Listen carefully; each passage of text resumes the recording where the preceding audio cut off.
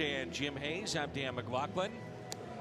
And Mike Schilt, always positive, was upbeat today. And you understand what it's like to be a fan. You get frustrated. It's a tough win or tough loss or a game that you grind through, but you got to get through it. And in this case, the Cardinals have to bounce back after game one. His lineup: Carpenter, Molina, DeYoung, Ozuna, Martinez, and Pham. Fowler, Munoz at second base tonight, and the pitcher Austin Gomber. Homer Bailey 1-7. It's been a tough year for him. Well, it's been a tough go, I think, here in Cincinnati for him. I was looking at the starts and ERA, and over 200 starts for the Cincinnati Reds. It has the worst ERA of all of those starters combined in the history of this ballpark or this franchise. So interesting when I read that today. It was a look at his Hyundai pitch arsenal, and the 0-1 pitch to Matt Carpenter.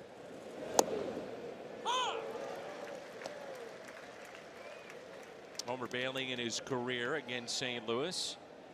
Tonight being his 26th start. 6-14 and an ERA that's near 6. The shift on here for Carpenter. And the 0-2. Foul back.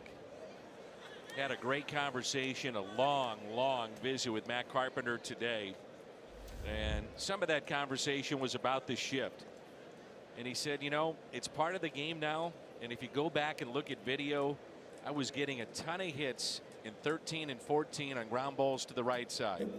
The game has already changed to this point where it takes it away. But I'm not going to just start pushing the ball to the left side. I'm going to let it rip. And he's done that with a hard hit percentage of 52.2%, and that is tops in the National League. Well, Danny, he makes his living obviously off of the doubles. He hits the ball in the gap, pulls the ball down the line. Until they start putting 4 and 5 outfielders in the outfield, he's still going to get those doubles. So strikeout of Carpenter, and it brings in Yadier Molina. Reds defensively tonight around the horn, presented by Dobbs Tire and Auto Centers. Duvall, Hamilton, and Irvin in the outfield. Suarez, Peraza, Jeanette, and Votto on the infield. And behind the plate, Kurt Casale. Here's Molina. And a strike.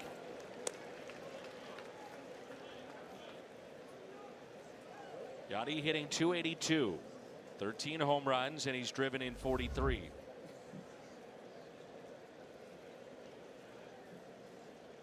Molina picked up the lone RBI for the Cardinals last night. That was another aspect of what we talked about last night, and with Matt Carpenter, how the game has changed, where there needs to be something, an incentive for players to take the ball to the right side, give themselves up, move runners over.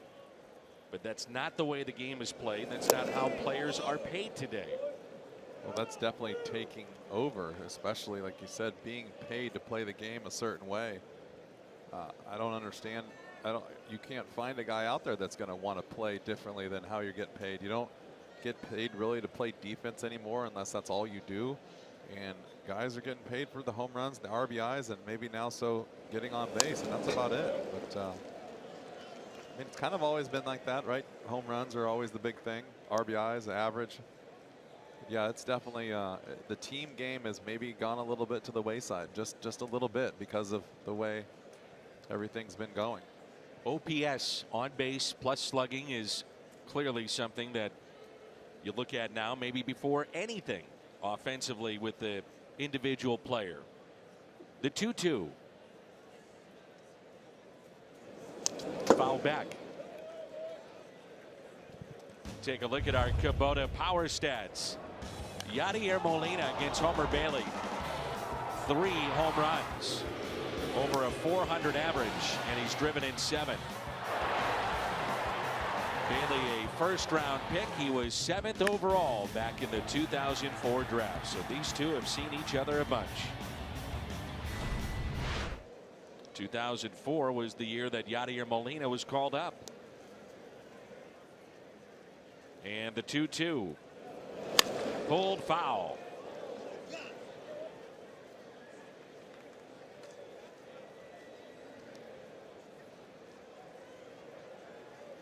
A young fan, I believe, just got struck, and Yachty just saw it.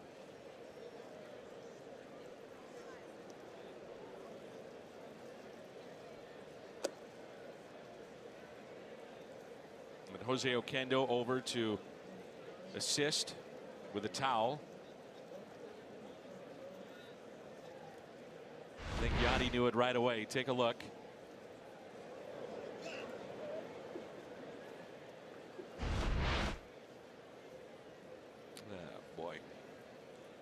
It's just tough when you see it, especially from up here. You see people trying to part ways, get out of the way of the ball, except for they forget sometimes that there's young people down there.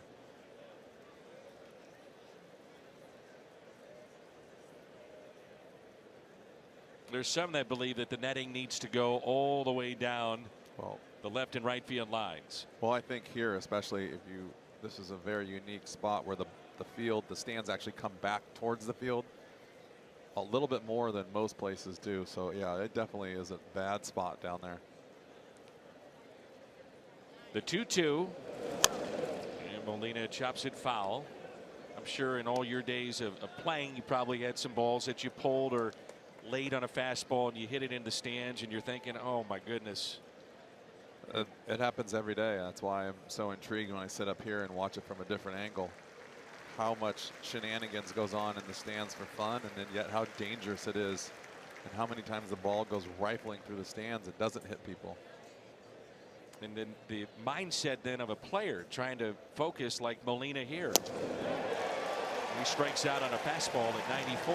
Back-to-back Ks for Homer Bailey. You know, all of a sudden you're trying to regroup and focus and hit, but you know, I mean, you're a human being. You've got feelings, emotions. You're thinking about that young girl. You may be thinking about your own children. Yeah, it's impossible to regroup and focus at that short amount of time. It's especially when it's so close. You know, it's not like it hit a home run or a line drive way up in the stands and kind of bounced off a few people. I mean, that is literally right there in your face. And so, yeah, you could tell he's completely shaken up, and it takes a minute to get your game plan back together. A strike on Paul DeJong. With his 8 home runs, and he's driven in 22. Outfield is straight away.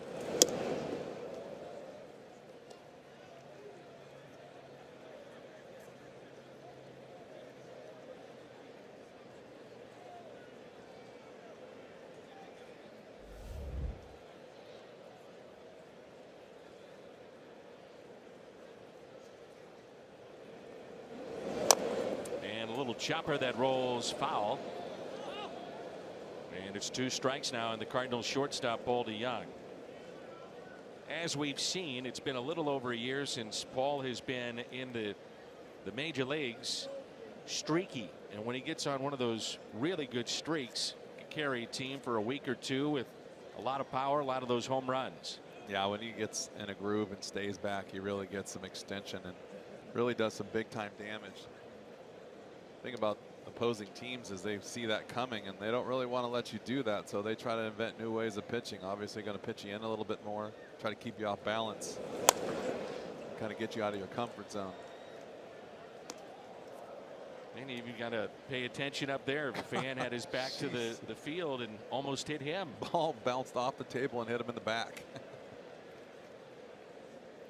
Hey, there's a game going on down here, everyone. And the 1-2 pitch in the dirt. 2 balls and 2 strikes. What's it like from a player's perspective after a game last night and realizing you're starting to run out of time? I mean, every game is very important. It's not April or May, and you got to bounce back. I mean, there's really, last night there's nothing you can do. I mean, you could kind of see it coming. It was kind of building in the Reds' direction in that 9th inning. But you just got to move on. You really do. I mean, even if it's a short season and you don't get to where you want to go, it's still one day after another, you just keep on going. Bailey strikes out the side. Austin Gomber, his first major league start. The lefty to the mound when we come back. 3.77 ERA. Walked 8, struck out 10. Opponents hitting .231 against him. Our Hyundai pitch arsenal, the thing you really think about with Austin Gomber is a very good curveball when he's right. He's got good velocity too. It'd be interesting to see the velocity as a starter versus coming out of the bullpen when he could let it fly, but I was impressed with the velocity and the breaking ball. And a pitch outside to Jose Peraza.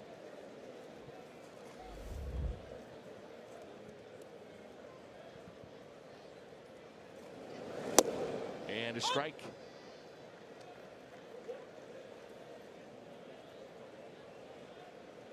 Peraza hitting .292, the shortstop tonight for Cincinnati. 5 home runs. He's driven in 35 and hits a ground ball to his counterpart, Paul DeYoung, and he makes the play for the first out. The Reds lineup tonight for game number 2. Peraza at the top, and then Scooter Gennett and Joey Votto. Suarez, Duvall, Irvin, Casali. The pitcher batting 8th, Homer Bailey, and Billy Hamilton. Scooter Gennett almost hit a home run late in the ball game off of Bud Norris last night, and then eventually struck out. So you get a look at Jim Riggleman, 41 and 41. Take a look at Austin Gomber, 6'5". It reminds me of a little bit. It's not as much over the top. It reminds me a little bit of Michael Wacha, where when he gets on top of that ball, you can see the good downward angle on it right there. And that's going to be tough for some of these hitters to lay off, because that fastball doesn't really ride. It just keeps on going down. If he can get his arm elevated like that, I think that's going to be the key to his success. Get that good breaking ball out of that same slot too, and that ball's going to start up really high. And a fly ball lifted to Ozuna. Made a couple of fine catches in the ball game last night, and that's out number 2. Cardinal defense tonight. Around the horn, presented by Dobbs Tire and Auto Centers. Ozuna, Pham, and Fowler in the outfield. Carpenter, DeYoung, Munoz, and Martinez on the infield. And the all-star behind the plate, Yadier Molina. There's Joey Votto hitting .283. 9 home runs. And he's driven in 50. Watch him after this pitch, Jimmy. Watch him and how he sets up. He reaches across the plate. Yachty will do this sometimes, and then get back in the batter's box. Is it just a measuring tool to know where he's at? This is something new. Yachty's just started doing this this year. I've never seen him do it either. And I don't know. I'm wondering if it's just the one thing that's consistent as a hitter is where the plate is exactly. The plate itself. When you get in there, sometimes the batter's box is pushed forward, the batter's box is pushed back, and some of them look smaller, some of them look bigger. So I'm willing to bet sometimes when you get over the top of the plate, for your eyesight, maybe it kind of gives you a better comfort zone when you step backwards, because I felt a lot of times walking in the box from the behind and to the side, sometimes I'll step exactly where I think I should be because of the lines, and I look down at the plate and I'm like, whoa, something's wrong here. And that is the worst case scenario you can ever have for a hitter not feeling comfortable in the box. 2-2 is fouled back. That's what I'm wondering, if it's just a something that he does just to make sure he's measured properly with the plate, not necessarily the chalk around the batter's box. And it's a little easier to do at home, and sometimes when you go on the road you can be completely lost.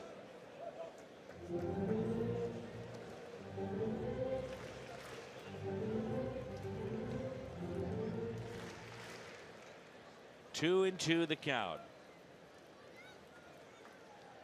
I've seen Gomber pitch inside here to Votto. Like to see that too from a young pitcher. Got to keep him honest. And he tied him up on an inside pitch. It's popped up left side. Ozuna coming in and makes the catch. A 1-2-3 inning for Austin Gomber. We move to the second, and there's no score. It was a rare pop-up that time from Joey Votto. And here's Marcell Ozuna as we move to the second inning, and Ozuna rifles one out to left. One hop off the wall and an extra base hit for Marcell Ozuna. That's good to see. Ball was hit hard and loud. 112 miles per hour off the bat. Just a nice short swing. Well, when he barrels one up and everything's right, it's scary. Just haven't seen it enough.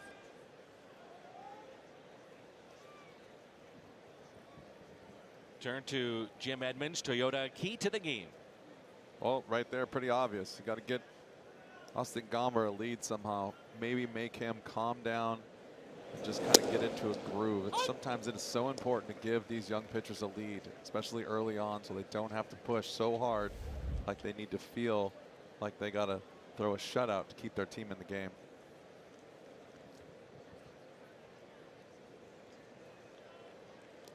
Runner at second is Marcell Ozuna.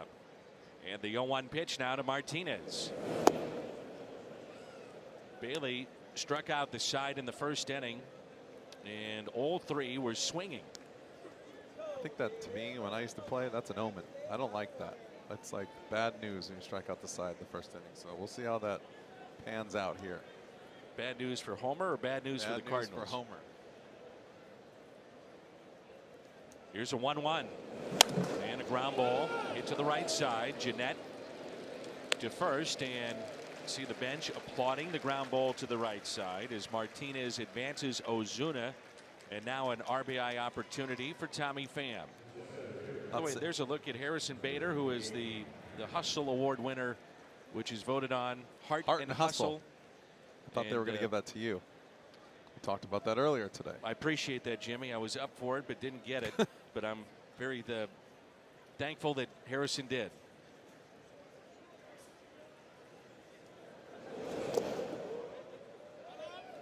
Now that's pretty simple right there, that at bat by Martinez, but I think that's a big at bat by a guy who is still struggling a little bit for playing time, and that's a big time team move, just trying to hit the ball on the ground, move the runner over. Now what you're really pulling for is Tommy Pham just to hit a fly ball, just get the run in somehow.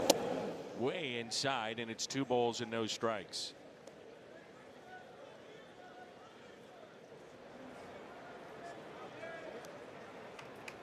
Leadoff double by Ozuna, ground out by Martinez.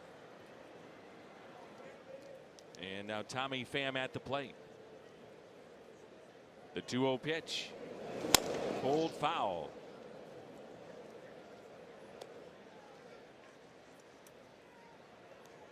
I feel like this is the point when you're a hitter where you kind of have to relax a little bit more and not try to have your typical at bat and not try to do too much. Just trying to hit a fly ball. It's almost like a batting practice approach where it's great if you get a hit, but the run is so much more important than the base hit right now. So a simple fly ball, ground ball up the middle is all you need to get done.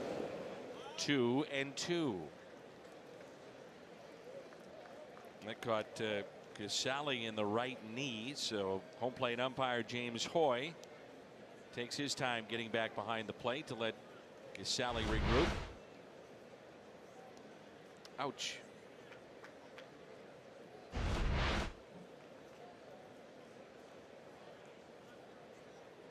Pham with 11 hits in his last 6 games. 2 balls, 2 strikes. And Tommy pops it up to the right side. Foul territory, the catch made by Votto.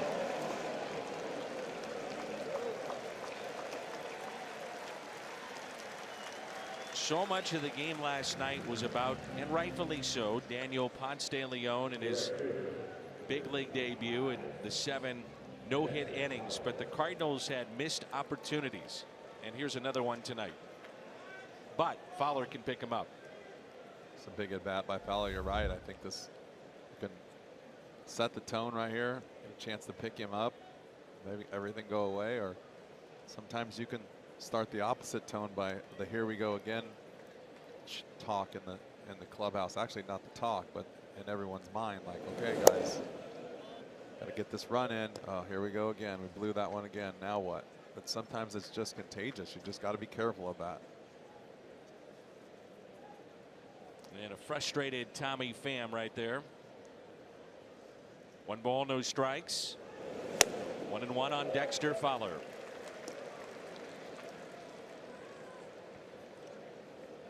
There's no doubt that Mike Schilt is giving Fowler a chance to play and play every day. Good, bad, lefty, righty, doesn't matter. Well, you can definitely see he's gotten a little bit more aggressive the last couple games. It hasn't really worked out for him yet, but he has definitely looked better at the plate. He's been way more aggressive. That can only turn into good things. 2-1. A shift on the right side of the infield. Peraza near the bag. Shortstop near second base. The next two, the Cardinal right fielder.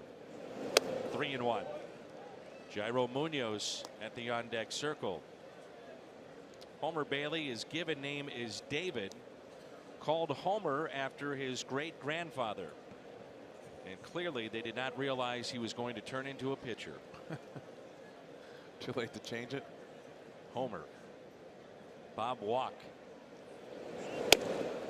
Oh! 3-2. Made his major league debut back in 2007. He was barely 21, youngest Red to debut as a starter since Matt Wilcox in 1970. Inside, and it's a 2-out walk. Bailey thought he may have had the strikeout. Instead, the inning is extended to Munoz.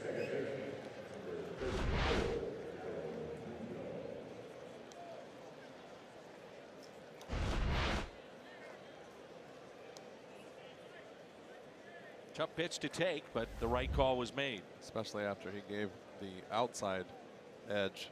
Kind of grew a little in the pitch before, but yeah, if you're a pitcher, you want all those. If you're a hitter, the opposite. So just got to have an idea what the umpire is going to work with this particular day. 2 outs and 2 on for Munoz. The outfield straight away. First pitch is fouled back.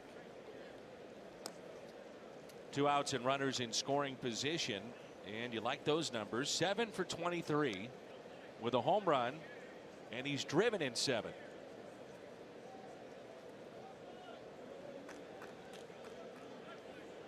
Inning started with a double by Ozuna. Ground out, pop out, a walk to Fowler, and the 0-1.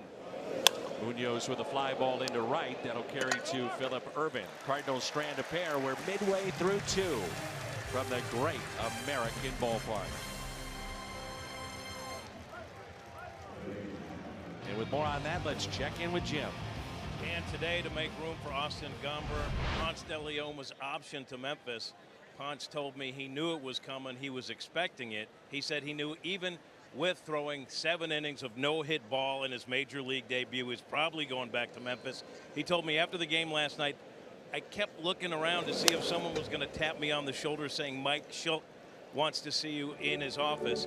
He didn't find out he was going back until this morning when Schilt sent him a text. Schilt wanted Ponce to have a little time to enjoy what he had just done. As for being pulled after 7 last night, Ponce de Leon told me it was the right call. 116 pitches is pretty deep. Plus, I was due up, and I'm like, oh, for a million. Dan, I'm pretty sure we'll be seeing Daniel again before too long.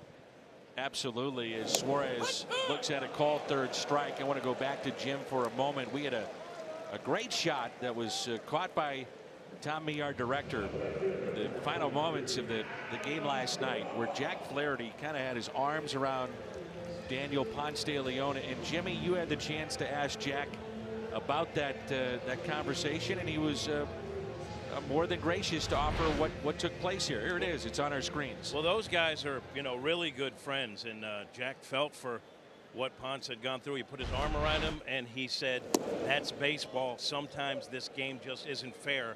There are no words to describe how good you were tonight. Good stuff.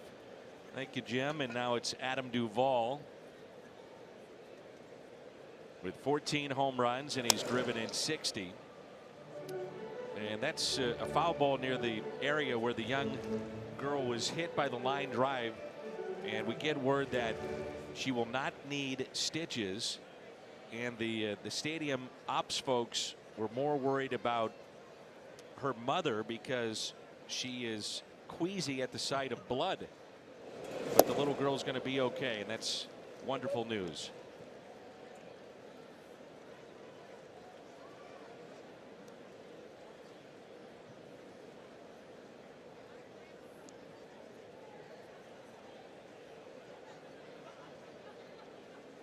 Here's a 1-2 pitch. Gomber to Duvall. Breaking ball, and he struck him out.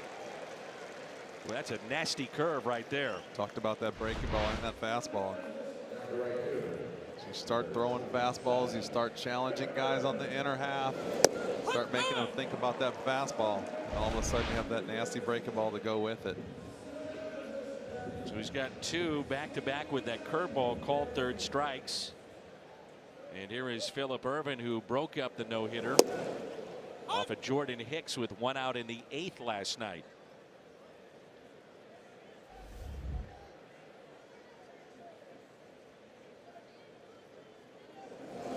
That's fouled back.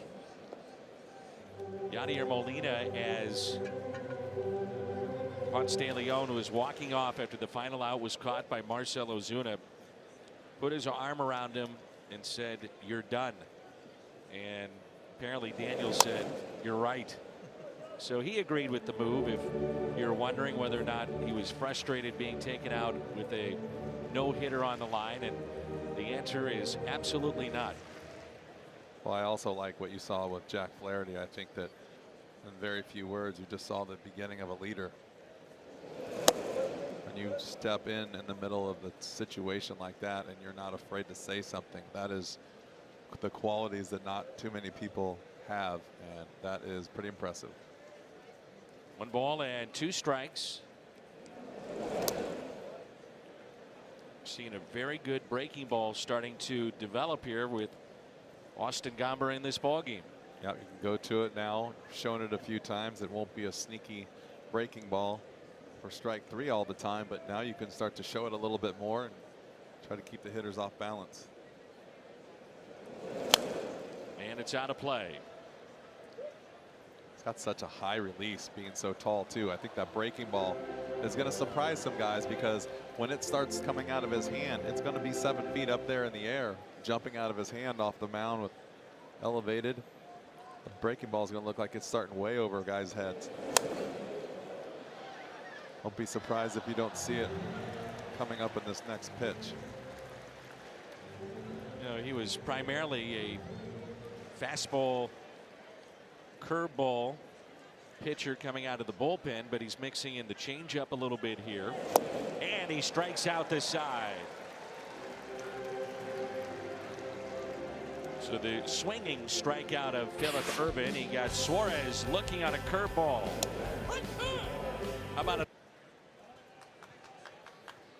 Here's Austin Gomber now at the plate. No score, top of the 3rd. Numbers at Memphis for the tall lefty. 3 for 11 with a walk and a run scored.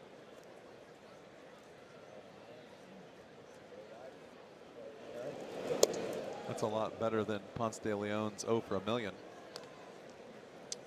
And I haven't seen him swing yet, but I think it's better than Ponce's.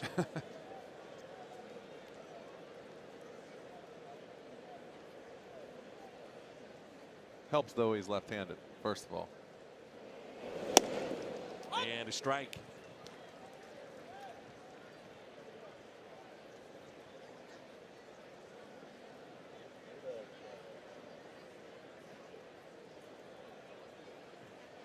The 2-1 pitch to Austin Gomber.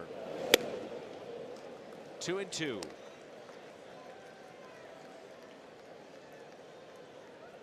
Homer Bailey signed a 6-year, $105 million contract back in 2014.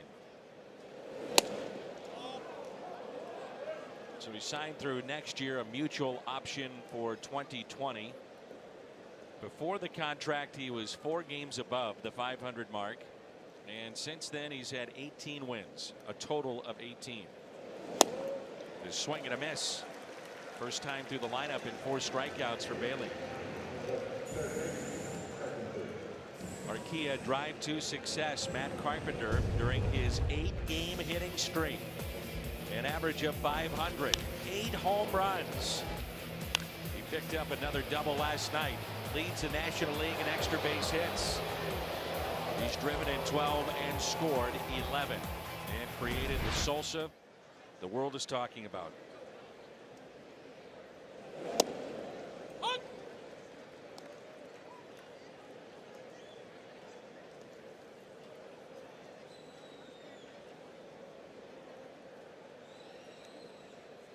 The shift is on and an 0-1 pitch.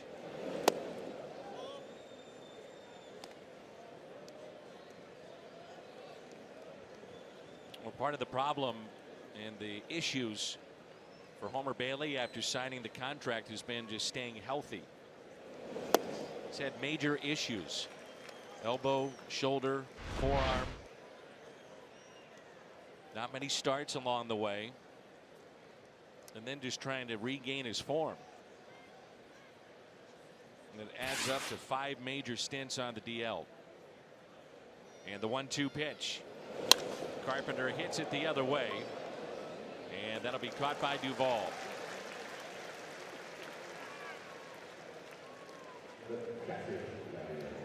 And it brings in Yadier Molina. Struck out swinging first time up.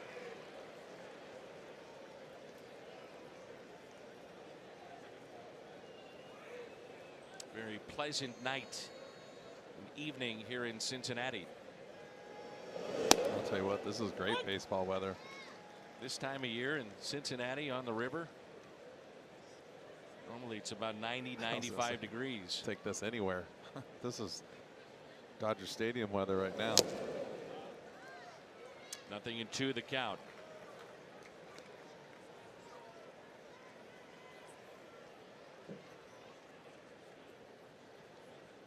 Reds are 22 and 29 at home. Cardinals overall this season now 50 and 50 on the year. And the 0-2 pitch. Right by Mike Schilt, Cardinal manager. Upbeat, positive. Gotta be dream job, right? Been in the minor leagues for a long time. A lot of hours. It's a lot of work. Being a coach and a manager. Hit down the right field line and out of play. I don't think that anyone could ever understand the amount of time that gets put into being a minor league or major league coach, let alone the manager. A lot of thankless hours too. Get here around 11 o'clock for 7 o'clock game. And most of the time not on the bus on the way home, which is a solid hour after the game's over. Not done and out of here yet.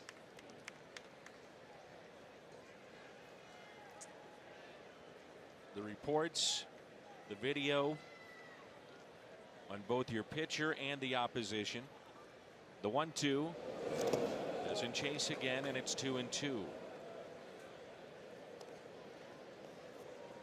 Mark Budaska there in the right. George Greer center. Pop Warner on the left. Mark Budaska has worked with the majority of the players that have come through the Cardinals system that are here in the big leagues. And a strikeout of Molina. Strikes out for the second time. And that's 5 tonight for Homer Bailey.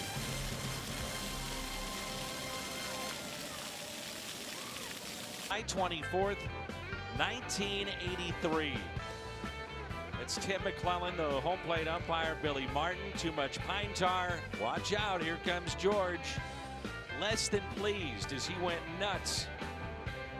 In one of the great scenes and arguments in baseball history. 35 years ago today. It's some of the spraying pine tar, if you will. That's it's a little bit of stickum that trainers will use to spray underneath the ankle tape or a wrist tape. And a little pine tar, a little rosin. What'd you use? A little bit all. Depends on the weather. Anything that worked. You know, a lot of guys are using the wraps around the bat, stuff like the college guys use, and more padded wraps. But I always, I just stuck with the good old-fashioned pine tar, maybe a little tape.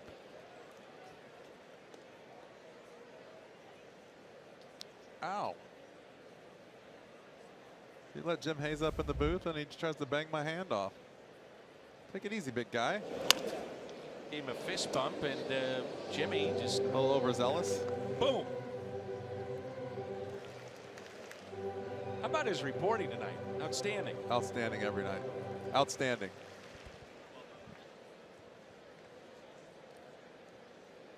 Nice job. Jim just grabbed my headset and decided, why don't you just grab a headset and join us? Come on.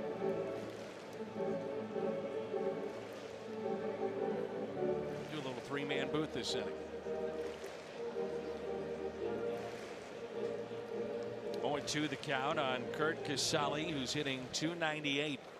I didn't know you guys were so fragile. Holy moly. Well, that's Jimmy. I didn't say anything about it. Came up into the booth like a tornado. That's how I do. Ooh, a little bit high with that breaking ball. Jimmy, you talked to Austin Gomber about yesterday, Ponce de Leon, but also a little bit about his start tonight.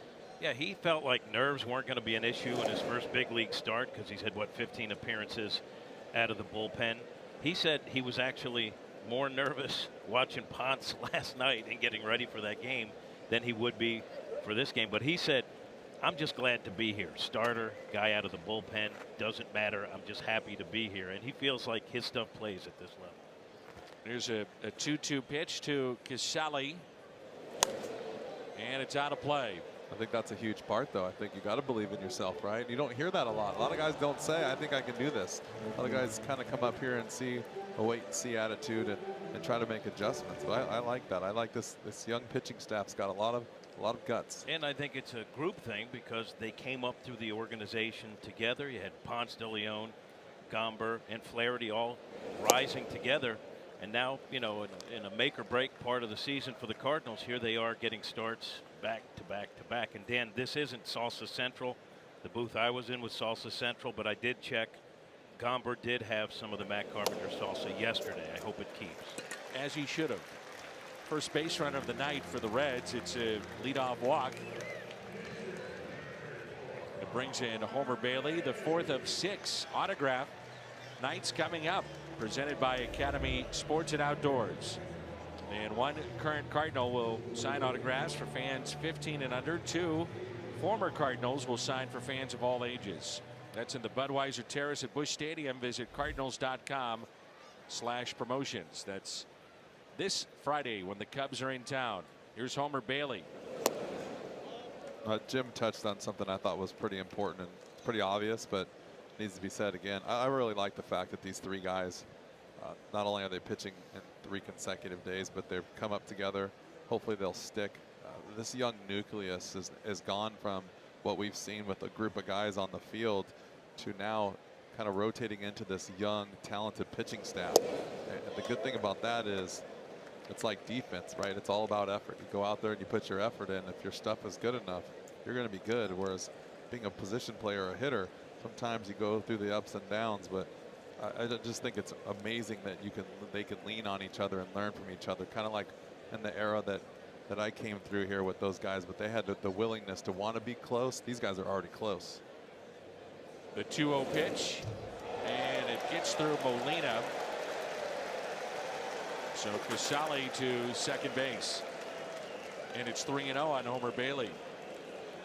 The guy who felt the worst about last night as we take another look at how it gets away from Yachty was Bud Norris. He said right after the game, Bud is a guy that doesn't go well. He's at his locker and he's ready to face the media, but you could see on his face, and that's the first thing he brought up, is the game got away and he felt like he let Ponce de Leon down.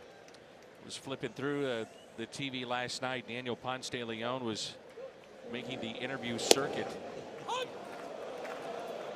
MLB, ESPN. I think he was on CNN today. And you had the chance to visit with him today, didn't you? Yeah, he told me that he has an old cell phone, and because he was getting so many texts and so many notifications from Twitter, that the battery wore down in like 2 minutes, and he had to sit there with the phone in the charger. Otherwise, he would have lost power.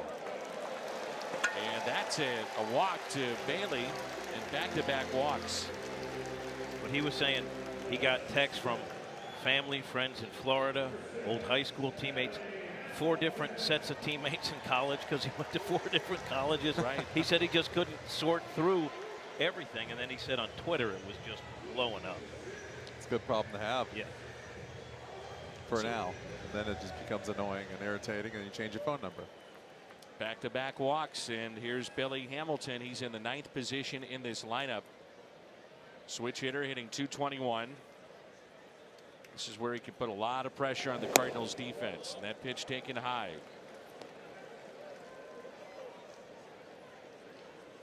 Cardinals showing that Martinez, the first baseman, aggressively coming down the line, and you know they'd love to get that lead man at third base. Yeah, be careful here. Billy Hamilton doesn't square around.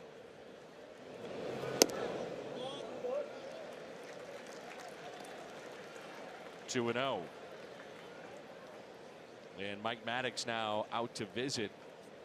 Cardinals, Jim Hayes got some news on Carlos Martinez, and that's good news concerning his health and when he may start again. Yeah, he threw today just a catch, but the plan, according to Mike Schilt, was a bullpen Friday, and if all goes well, he could be back in the starting rotation starting Monday. I asked Carlos how the oblique is and if he thought he would be ready to go, and though he's shaking his head no here, he told me with a big smile on his face that he felt like he's going to be good to go. And the rotation for the weekend after the off day Thursday: Weaver, Mike West, and Keith. 2 balls and no strikes. Good thing you came up here. Full of all kinds of information. Danny's down there. Heard the same thing, Jimmy. Where were you, Jim Edmonds? There was one of us that wasn't there. Thank you. Not ball game. I get you two Jimmys mixed up, so I got to go ball game and cat. Now the thing about Gomber out of the bullpen, he's got a great fastball, and he said he likes where he can just let it go out of the bullpen. He said there's a different feeling when it's your game. This is his game because he's starting, and he said you have to be more efficient with all your pitches or guys are going to jump on. That's why I think ball game we've seen him mix in a changeup a little bit more. It's kind of what we talked about before Jim came up, actually. See, I wasn't here then, okay. but you weren't here earlier. It's a great thing that you brought up because it is a different game, I believe, and you can see already the velocity is a little bit lower, trying to maybe work on more location and being more effective and efficient, because out of the bullpen, you're right, come in there for a couple of hitters and you can just let it go. There's a strikeout of Hamilton. He may have hurt his shoulder. He was holding his right shoulder, and it's something that did not look comfortable walking back to the dugout. You know, if Tim McCarver were here, he'd say, "Good catch, partner." You don't miss much. I'm going to give that to you. Thank you, Jimmy. Here's Jose Peraza. But I got to tell you, I mean, you're playing better. You got to stay in the game. It's the big leagues, man. Now, Jimmy and I were in studio during the Wrigley series for a couple of the games. We had fun, and we were quite pleased that we were quite entertained. I'm sure you were. And we avoided a lot of rain there. That was good, too. Here's a ground ball hit to the Young. Out there, the turn is not in time. And there's 2 outs.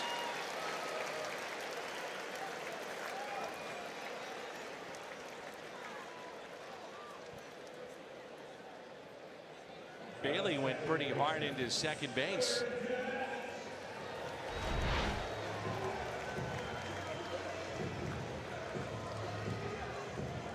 Take a look at that right there. It might have a chance to get that out. He had no chance to slide into the bag at all. Munoz, not only an uptick in offense since that early part of the season, but also defensively. First 30 games of the season, he had 7 errors. Last 30, 2. Yeah, been much better. And, I don't want to give away the Cat's secrets, but Jairo Munoz, depending on what happens and unfolds and transpires tonight, could be, not saying it's etched in stone, but could be your guest tomorrow. Well, there's about 17 people that I meet with before we take the next step in regional cable journalism. Hit down the right field line and foul.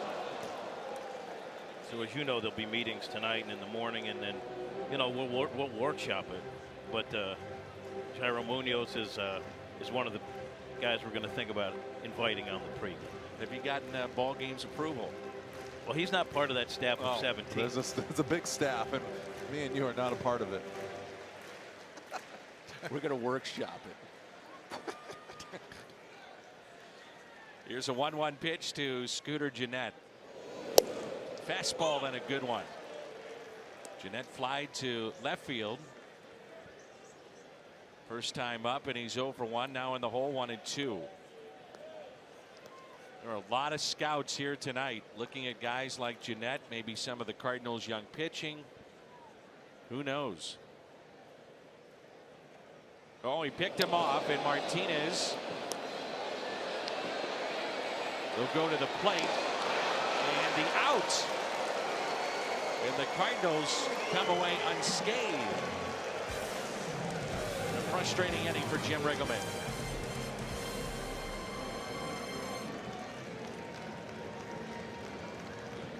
Very good opportunity. Did Martinez commit too early there? Well, probably so.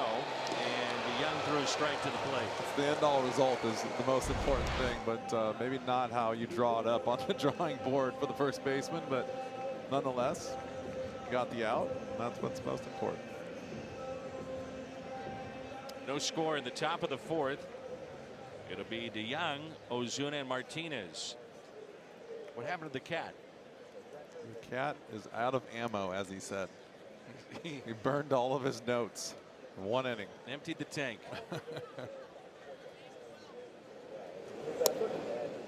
And a strike.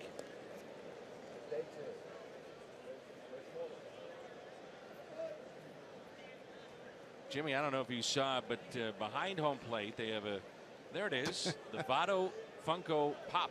I was just having this conversation with our truck as you brought it up, and I was curious last night for probably 3 innings until I finally gave up on it. So I didn't say anything. Anybody up here? No. No. That was my obsession last night. Tonight my obsession is wherever the chocolate chip cookie smell is coming from. I don't know if you can smell that. I know you can. No, I don't. Oh, stand up for a second. It was blowing in here when the Cat was in here. I thought he had a chocolate chip cookie in his back pocket. At least he didn't go to Skyline Chili. Might be something else. 3-1 to count on DeYoung.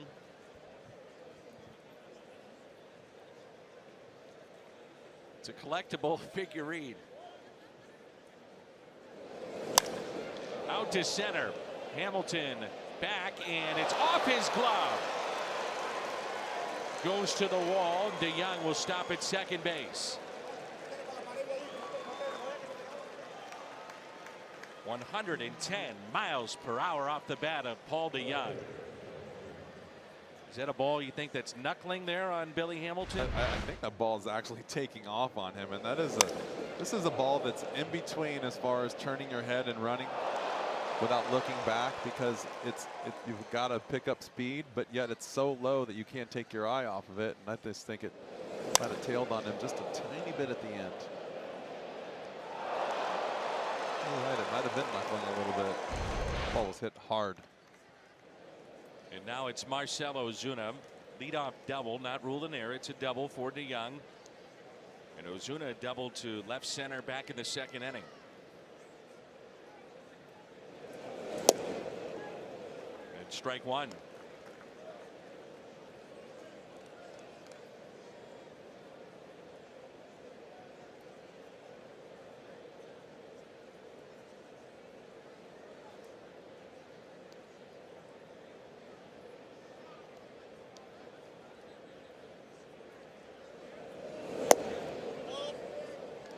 missed barely. 1 ball and 1 strike.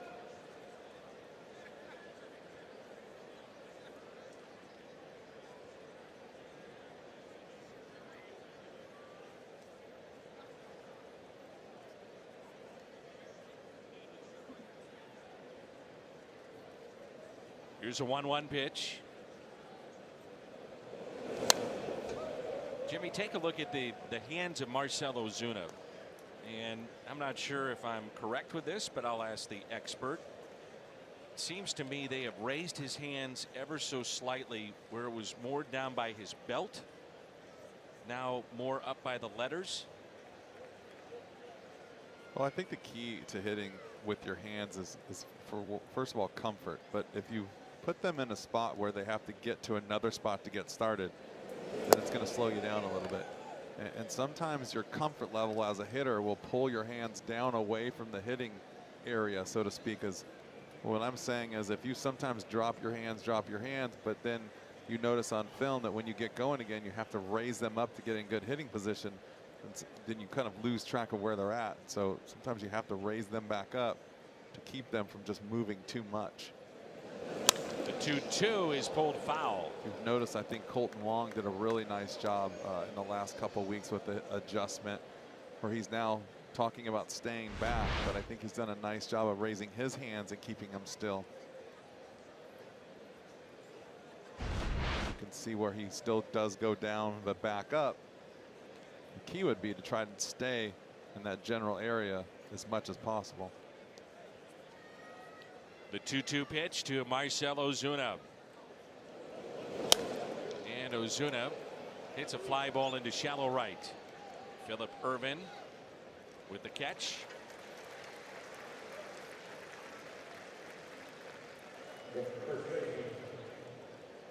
McDonald's Ticket Fest is back in 2018, and fans can purchase tickets to see the Cardinals play the Cubs this Sunday for just $15. $15 Cubs tickets now at cardinals.com/McDonald's.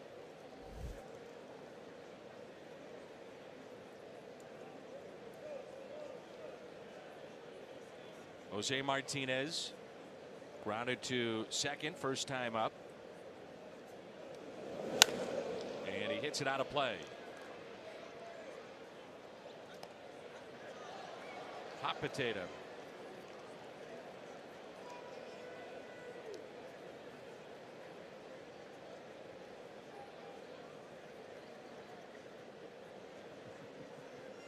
You ask and you shall receive. Funko Pop is the name of pop culture figurines. So there you go. In the gap in right center field, that ball is down. DeYoung will score. Jose Martinez drives him in to make it 1-0 St. Louis.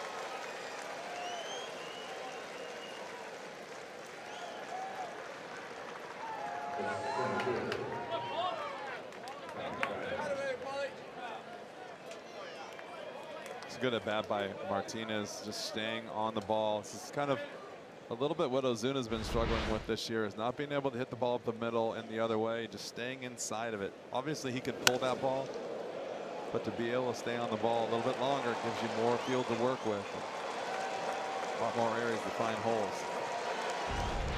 Nice job.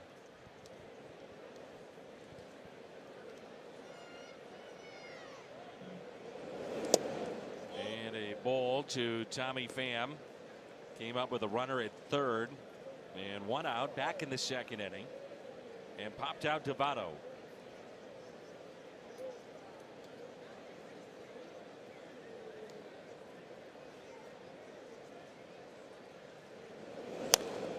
That's fouled back.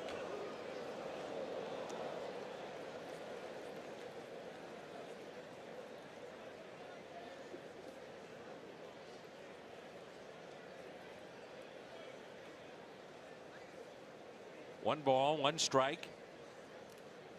Tommy Pham.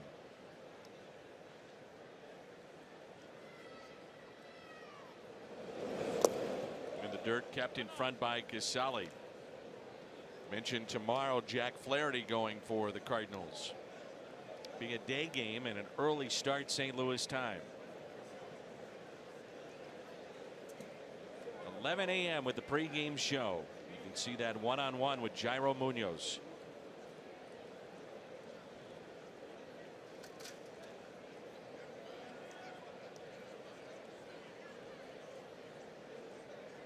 The 2-1 pitch.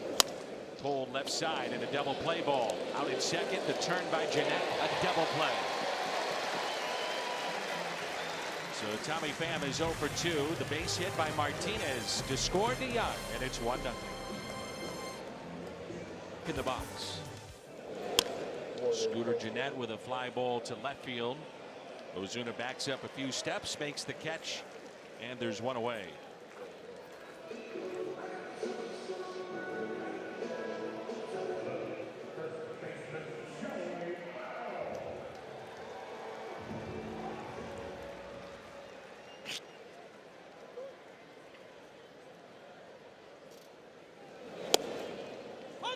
Here's Votto.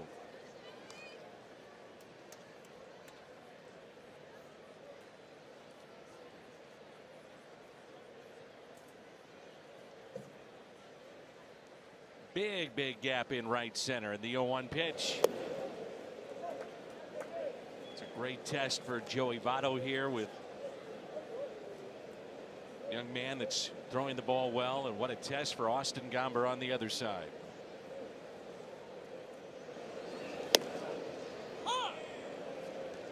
One and two. This will be interesting here too with 2 strikes of Joey Votto. He chokes up so much, and this is where I feel like when you get a really good hitter like this, is trying to take away your best pitch, which would be the breaking ball right here. You challenge him with the fastball inside, or throw him a nasty breaking ball, and there's nothing he can do. 5 strikeouts for Gomber. I was going to say, like, a lot of good hitting veterans will take away your best pitch because they know that they can always get to another fastball. So they can keep him swinging at this breaking ball, which he didn't this time. A lot of those guys you can just really go right after because they've basically given up on the fastball. You can see even when you got nasty stuff like that, there's not much you can do. I always like to watch some of these young guys challenge the older hitters that kind of have an idea of what they're doing, because they try to give up swinging at the heater to knowing that you're going to throw breaking ball, change up, slider. You go right after them with the fastball. Sometimes it gives them fits. And the 0-1 pitch to Suarez. He taps it foul, and it's 0-2.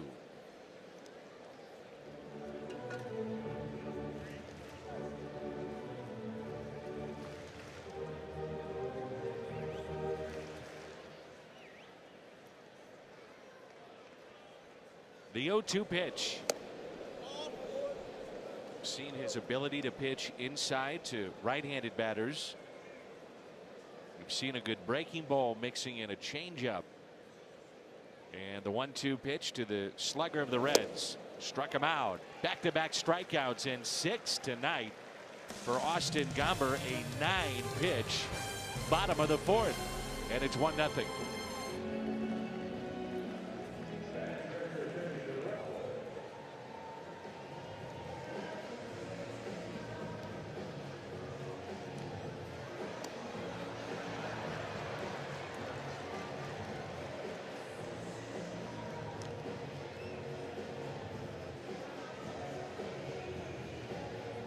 Pirates, one of the hottest teams, if not the hottest team in all of baseball. And you think about, teams making runs, and the Cardinals have not had, and I'm not saying a 10-game winning streak, but they haven't had that big run yet. And usually, even if you're a great team, middle of the road team, a poor team, it doesn't matter. You have one of those runs. Reds have had that. Cardinals still have not had that. That's something to keep in mind.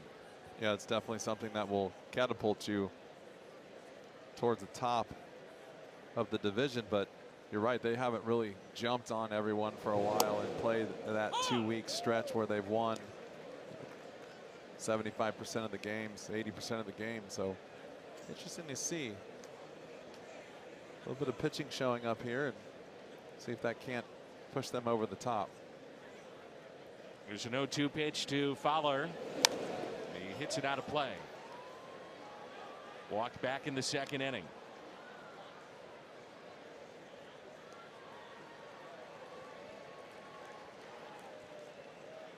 Last start for Homer Bailey was back on the 28th of May. He had allowed 15 home runs prior to that last start. That led the National League at that time, then went on the DL. Reds even thought about using him as a reliever. Tried that in the minor leagues. Did not work out. And now here he is in the big leagues, back in the rotation. I think the thing that really has hurt Homer Bailey, other than obviously one being hurt and not being able to come back and really get into a groove over the past few years, he throws a lot of fastballs and doesn't have pinpoint control. And talk about it all the time about how your fastball pitchers get hit in the big leagues because it's a fastball league. You can't have pinpoint control in situations where you need it behind in the count against big hitters, your 3 and 4 guys in the lineup, even your 2 guys in the lineup. You're going to give up home runs, and that's hurt him. 2-2 pitch. And Fowler lifts a fly ball out to left. That'll carry to Duvall. That's out number 1. Tuesday, July 31st, 20,000 fans ages 16 and older take home July's T-shirt of the month. Extra special pays tribute to Red Shandies. Cardinals.com/promotions.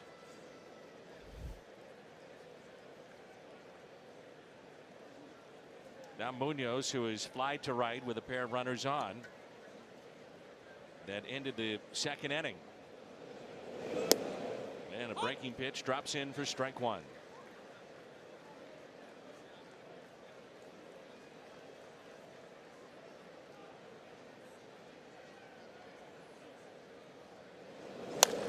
And a fly ball lifted near the corner in right, drifting over Irvin, and makes the catch on the run and on the track. Nice play by Phillip Irvin in right field. It's a nice play. He had to run a long way. That ball is slicing away from him the whole time. See, he has to get all the way in that corner.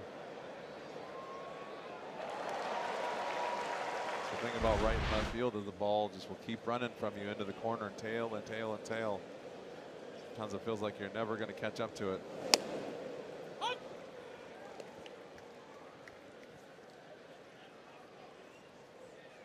There's Austin Gomber, who struck out back in the 3rd.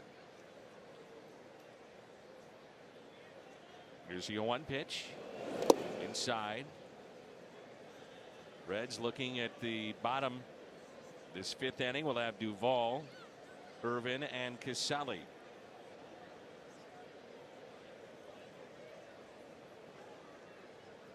Center field, Hamilton very, very shallow. The 1-1 pitch. Cardinals have to be thrilled with what they've gotten. And last night, Ponce de Leon. Tonight, Austin Gomber. Jack Flaherty has emerged. He'll go tomorrow. The 1-2 pitch. And a chopper. Bailey will take it himself. And steps on the bags. He tells Votto, get out of the way.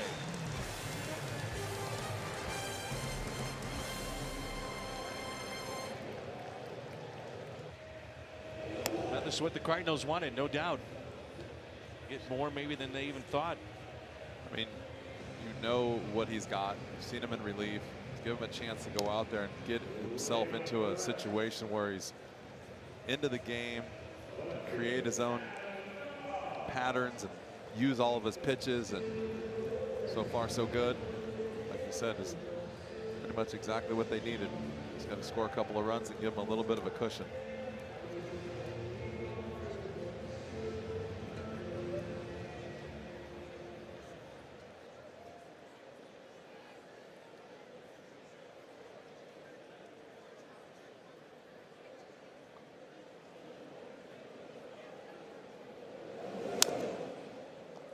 Pulled foul, and we're underway in the home half of the 5th.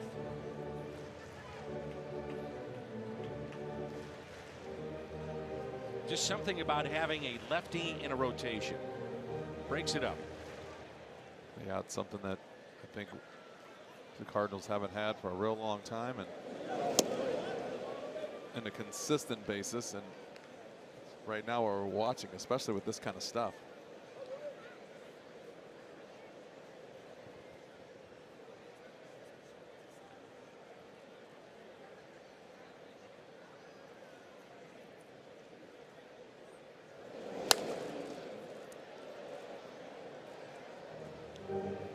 Nothing into the count on Duvall. Struck out on a curveball looking back in the second inning.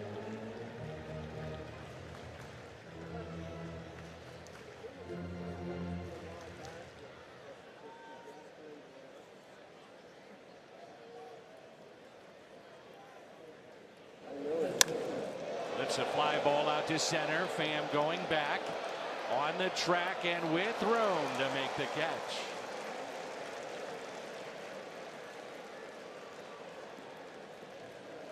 It's the first real breaking ball he's left up in the zone, and almost caught up with it right there.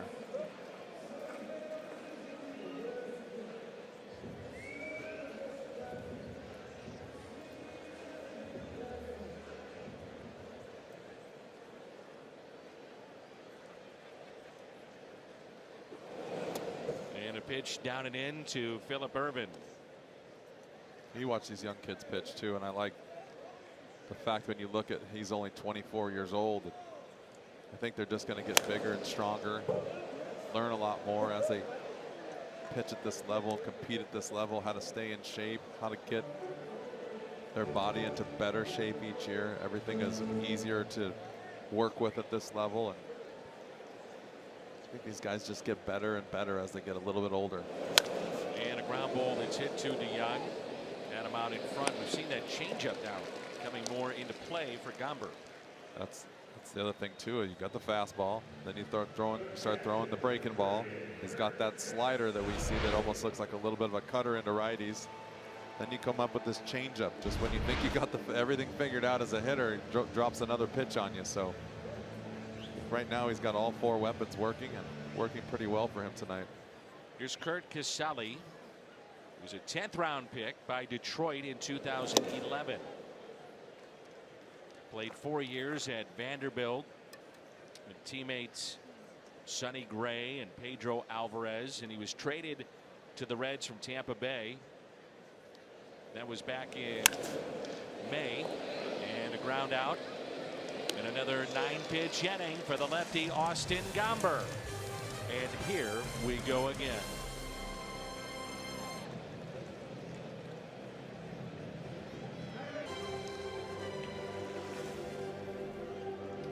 The veteran leading the rookie. Talking about Yadier Molina and Austin Gomber. And sometimes it can be the other way around too when you're thinking about pitching, when the pitcher's on the mound and you know he's in a groove and feeling good, calling his game. Just as many catchers would tell you, it's a suggestion that they put down for the pitcher, not exactly what's to be thrown. That's how it's supposed to be, especially at this level, right? Pitchers at this level should know what they need, especially Yadi doesn't catch guys a lot yet, come up from the minor leagues. It's hard to have an idea of exactly what they got a feel for. So they got to come up and they got to listen to Yadi, but yet also know what's best for them that night. Here's Carpenter, who is struck out and lined out.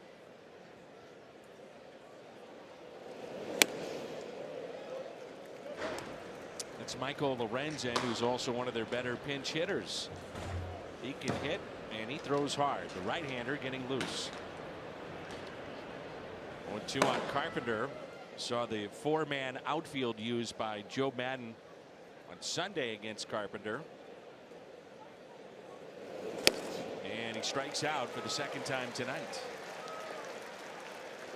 Strikeout number 6 for Homer Bailey.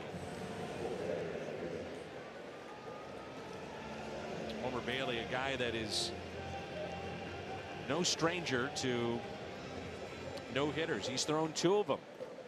One of 31 pitchers in the history of the game with 2 no-hitters. 4 active pitchers have done that. Bailey. Jake Arrieta did it twice with the Cubs. Max Scherzer. And Justin Verlander. It's pretty good company. Also goes to show you what they thought of Homer Bailey. when he came up before he got hurt, gave him that contract. I was laughing earlier because talk about the starts and the ERA and the time that he's been hurt. Right place at the right time for the big money. But obviously they saw something in him at some time. 2 no-hitters are no joke.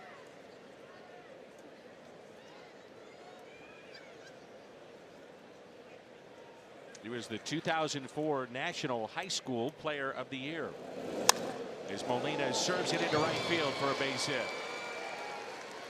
Good job of hitting on an 0-2 pitch. And now it's time for Built for Baseball. Brought to you by T-Mobile. The Cardinals' 4th inning. A double off the glove of Hamilton. And then Martinez, a base hit into right center. And for Jose Martinez, RBI number 57. That made it 1-0. They're not going to have enough salsa to go around this clubhouse. You see everyone giving the salsa vibe after a hit now.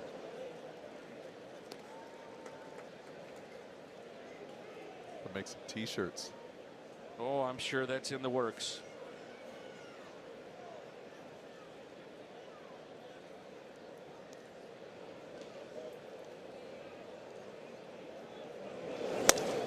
Young with a fly ball into center, sinking, but the catch is made by Hamilton. That's out number 2. And the batter is Marcell Ozuna. Ozuna tonight, double to left center, also fly to right. And it just looks like you were a great hitter, nearly what, 400 home runs, and I think career average of 287 for you. It looks like to me he's seeing the ball better. Oh yeah, you can definitely tell the ball's being squared up more up the middle. I don't know. I just feel like when you see a guy who's very confident, he's more calm at the plate, a little bit more still at the plate. You can still miss pitches, but you can just see the demeanor changes a little bit. You look a little bit more confident. When you see a hitter who's hot or he feels like he's hot, his presence in the batter's box is so much more calm and still. Was in his kitchen, and we talked about that last night, being in the kitchen of a hitter. Not a good feeling if you're the hitter.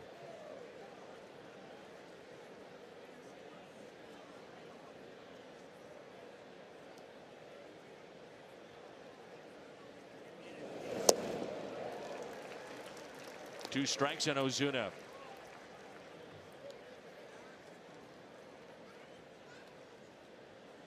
A lot of pole hitting. StatCast powered by AWS.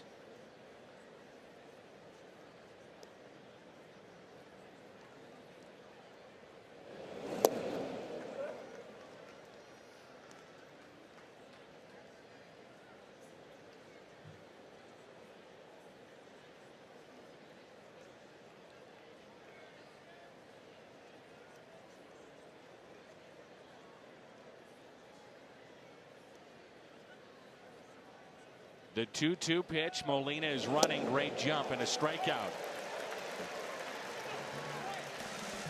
2 strikeouts. Gomber back to the mound. Midway through 6.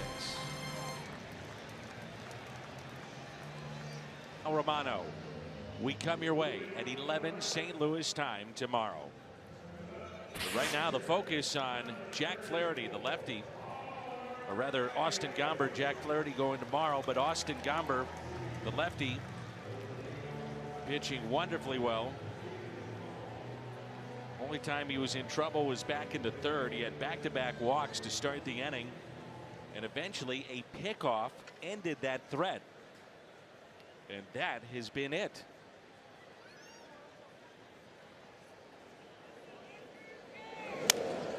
And the first pitch to Homer Bailey popped up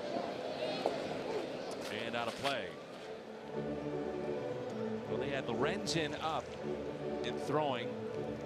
He thought, well, maybe this would be it for Bailey and go with offense here and then turn it over to the bullpen, but they want to get at least one more inning out of Homer Bailey. Yeah, I think that they kind of cruised through that last inning. So, I mean, I think you just got to stay with your starter as long as you can, especially if you're down 1-0. I mean, what do you have to lose, right? He's pitching pretty well. I think his pitch count is that high yet. Run him out there. That's how you. I mean, he's a little bit older, but just say this is how you teach these young guys how to pitch. You just got to let them pitch through their battles. Into shallow right, Dexter Fowler with the catch. Want to buy or sell tickets at the last minute? Get the StubHub app, and you can grab 100% MLB verified tickets until the first pitch. Sell your extras to another fan. Get the StubHub app today. StubHub, an official partner of the Cardinals.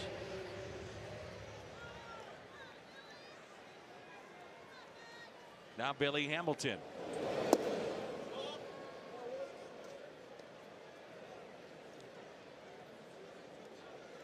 Pitch count 74 for Austin Gomber. The 1-0 pitch, 1 ball, 1 strike.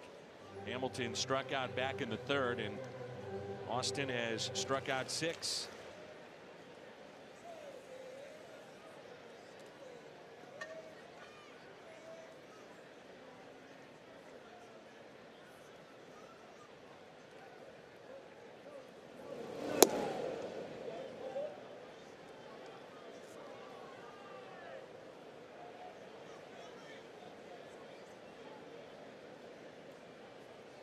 The 2-1 pitch. Hamilton grounded to third. Carpenter makes the play.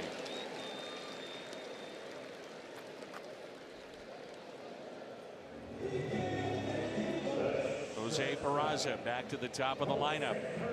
I feel like every time Billy Hamilton hits the ball, like something could happen. I see how your voice kind of changes when he starts running down the line. You're thinking, okay, hurry up and throw it over there. He's just going to hit another gear and beat it out. So think that way when a ball's hit somewhat close to him. He's going to go get it defensively. Go get it for sure, yeah. But just because he's on the left side and he can run like that, you feel like infielder takes the wrong step. Catch made by Munoz. Folks, Austin Gomber rolling. We're having fun again in game 2. The 7th is Jose Martinez will lead it off, followed by Tommy Pham and Dexter Fowler. Gateway Honda home run inning. Cardinals hit a home run. The Gateway Honda dealers donate $1,000 to the Make-A-Wish Foundation of Missouri. The gorgeous night here in Cincinnati.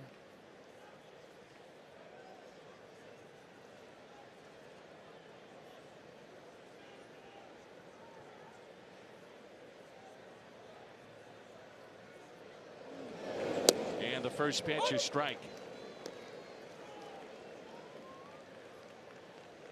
Martinez grounded out to second, and also an RBI single to right center to score Paul DeJong.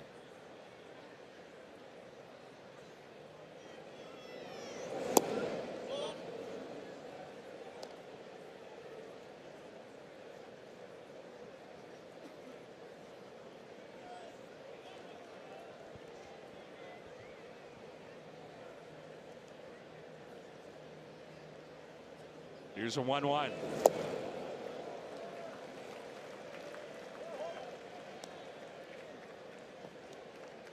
Each of the last 3 innings, Austin Gomber has thrown 9 pitches in each of those innings. Very, very efficient. 1 ball, 2 strikes. Pitch number 100 for Bailey. Hit sharply to the right side, and a charity hop there for Scooter Gennett.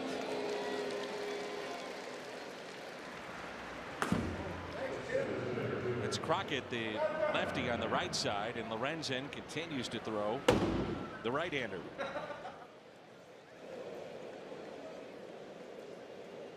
Tommy Pham came up with a runner at third, and 1 out. Back in the second inning, popped out to Votto. Cardinals could not score. Grounded sharply to third in the fourth, a 5-4-3 double play.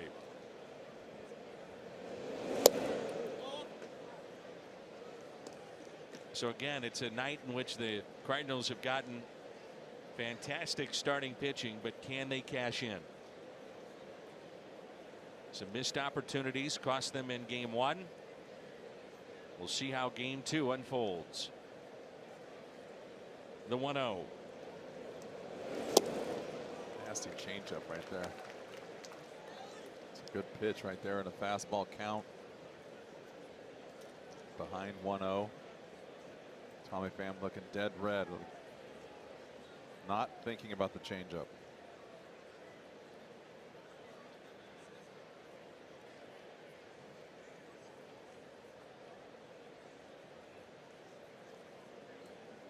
The 1-1 pitch.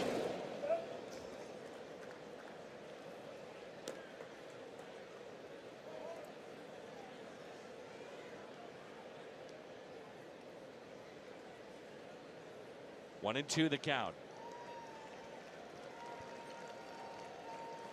Homer Bailey, the starter of the Reds, pitching here into the top of the 7th. A count of 1 ball, 2 strikes on Tommy Pham. And a swing and a miss, strikeout number 8. The Chevy Fox tracks Bailey to Pham.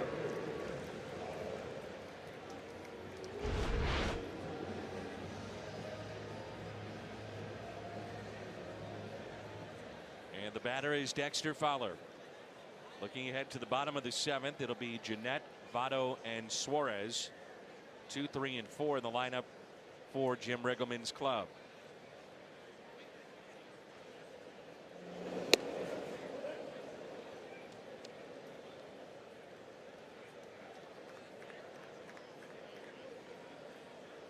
Two outs.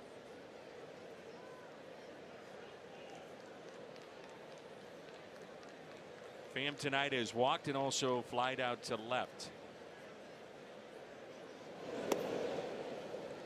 2 balls, no strikes.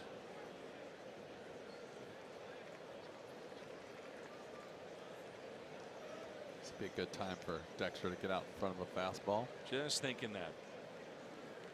Started a little bit early and see what he can do. The 2-0 pitch.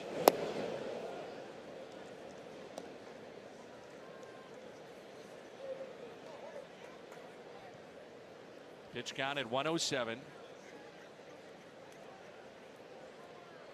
Jairo Munoz at the on deck circle. Swinging on 3-0.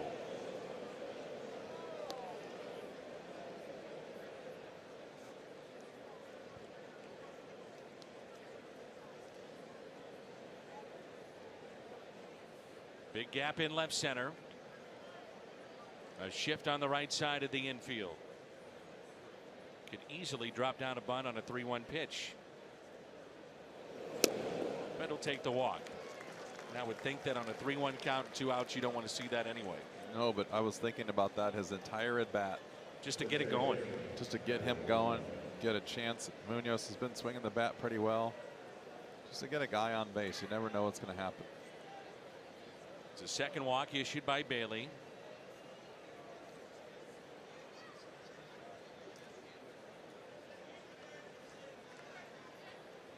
Both have been to Fowler.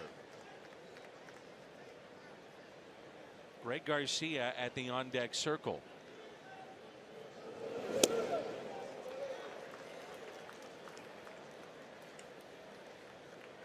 Pitch count only at 78 for Austin Gomber.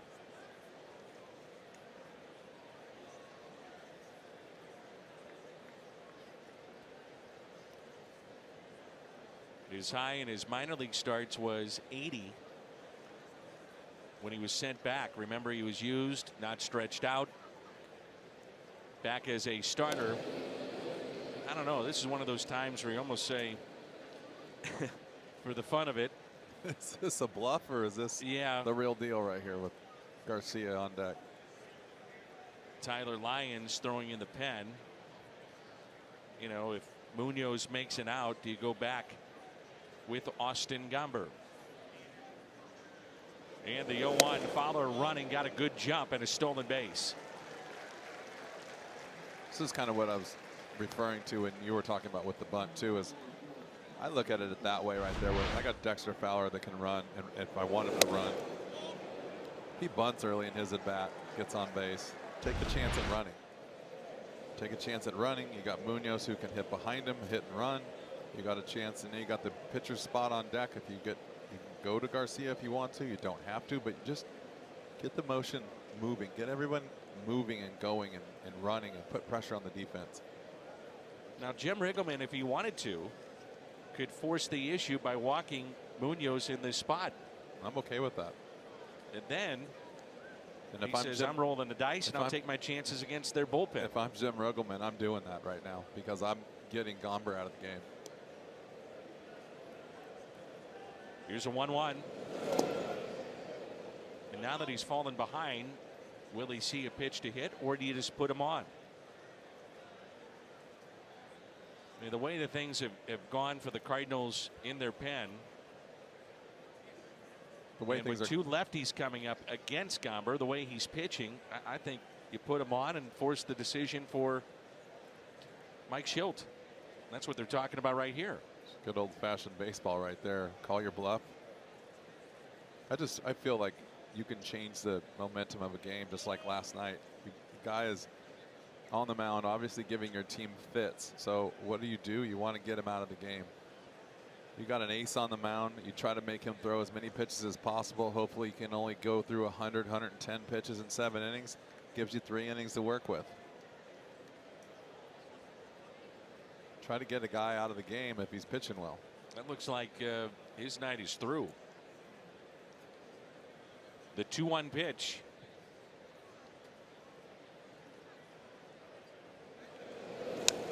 Ball back 2-2. So we got the handshake from Mike Maddox. His night's through, would be my guess.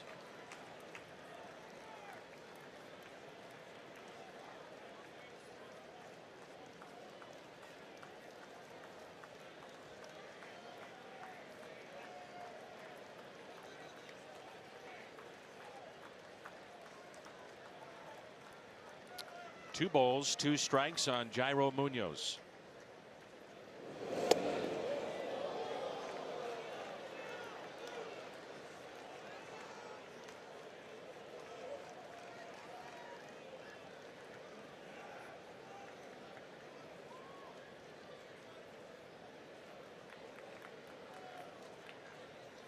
I think Austin Gomber is less than pleased.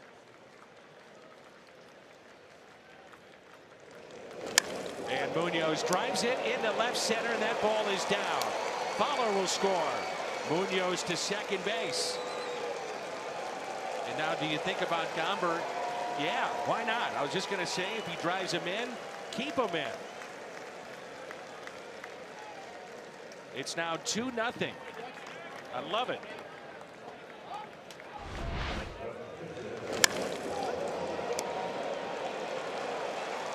This our Nissan drive of the game. And Gomber, yes, the Nissan drive of the game. Michael Lorenzen will come in relief of Homer Bailey. Gomber's still in. 2-0 Cardinals.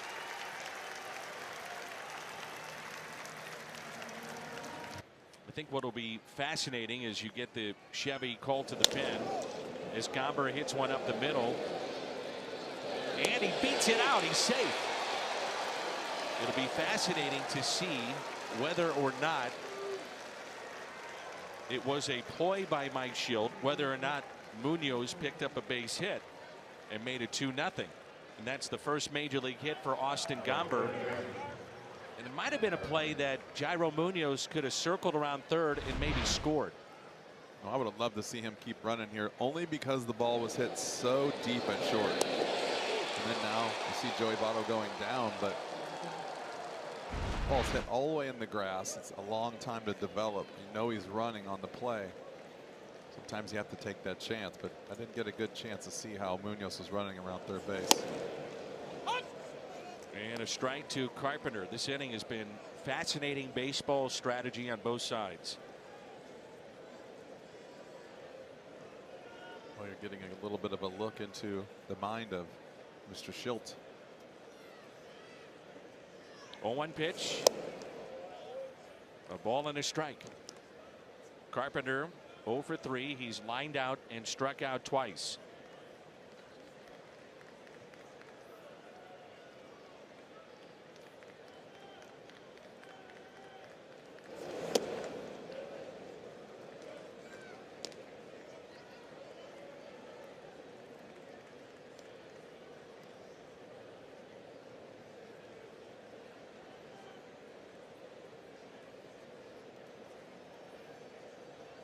The 2-1 and 3-1 with Yadier Molina at the on deck circle. This goes back to what we're talking about, just by putting pressure on the defense, right? You don't need a double and a home run to score runs. You need a walk, stolen base, a bloop single, put guys in motion. I'm telling you, if Munoz gets a great jump on that play and he keeps coming all the way around, next thing you know, you got 2 runs scored. Well, here now you got the bases loaded and really haven't hit the ball hard yet. So it's all about just getting everybody in motion. This rally started with a Dexter Fowler 2-out walk with nobody on. Jim Riggleman did not put Jairo Munoz on and maybe force the issue with Gomber. Pitch to Munoz. He drove in Fowler. Gomber the infield hit, a walk, and now a strike to Yadier Molina with the bases loaded here in the top of the 7th.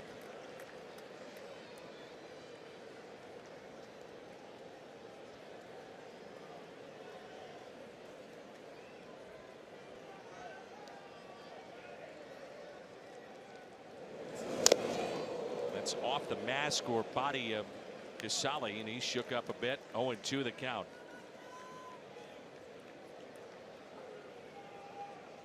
May have hit the glove and then hit a portion of the body. I don't know if it got much of that glove, but it definitely got the shoulder.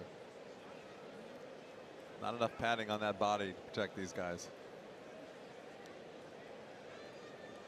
That guy standing there holding the bat knows all too well about that.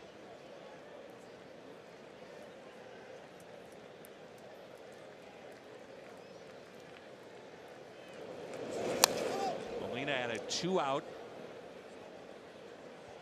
base hit to right field. Rather, a 2-strike base hit to right field back in the 6th inning.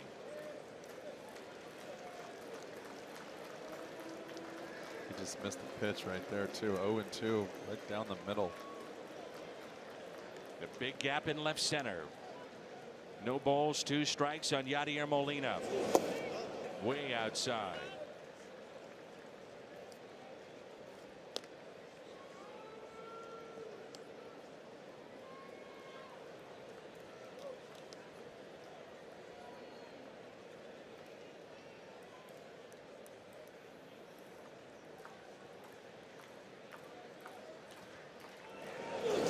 Inside.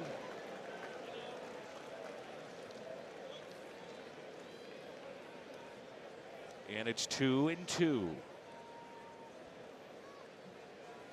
Munoz the double. Gomber an infield hit. First major league base hit. The walk to Carpenter.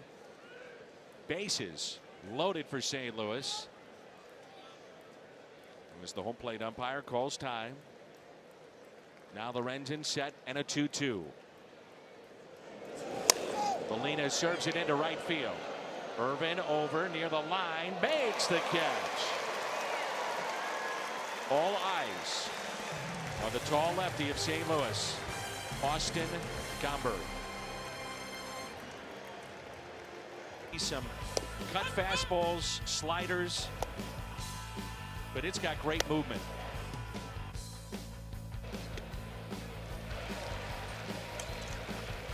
Last 2 starts, Daniel Ponce de Leon, 7 innings, and tonight Austin Gomber was 6. Right now here at the ballpark, there is a fire alarm going off. You talk about the worst time for this to happen. Talking about a little shenanigans at the ballpark. I don't think this was accidental. You got to be kidding me. Of all times now. Where's Wall? Keep an eye on him. So Austin Gomber, who has been sensational tonight, and the lights are flashing, the sirens going off, and you know Gomber just wants to get back out there and pitch. Well, clearly as a hitter, you can't hit with lights flashing. So they're definitely not going to start the game with that going on, but something needs to be done.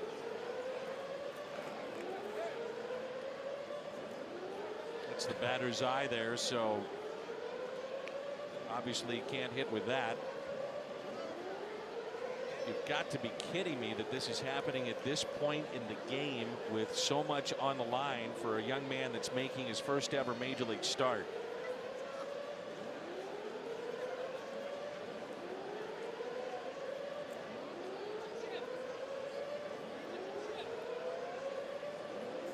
I've seen some craziness in my day, but this has got to be one of the tops. When you talk about poor timing and a bad look, this is it.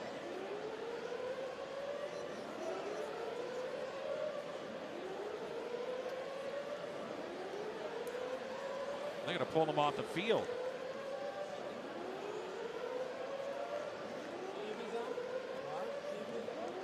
Or are they?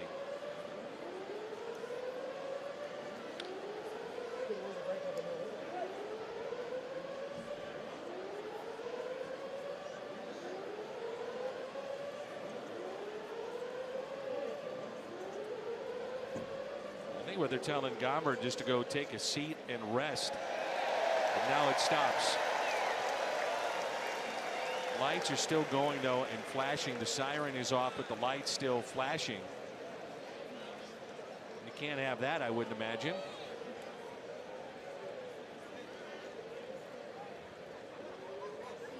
And after being told to go out to the mound,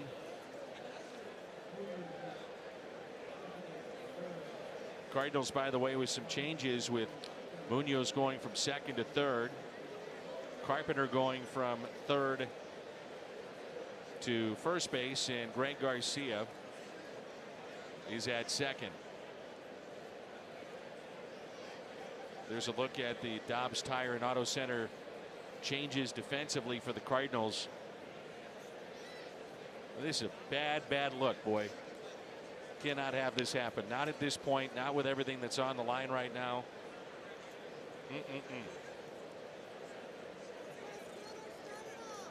This would not be a happy camper if I was on that visiting side, that third base dugout.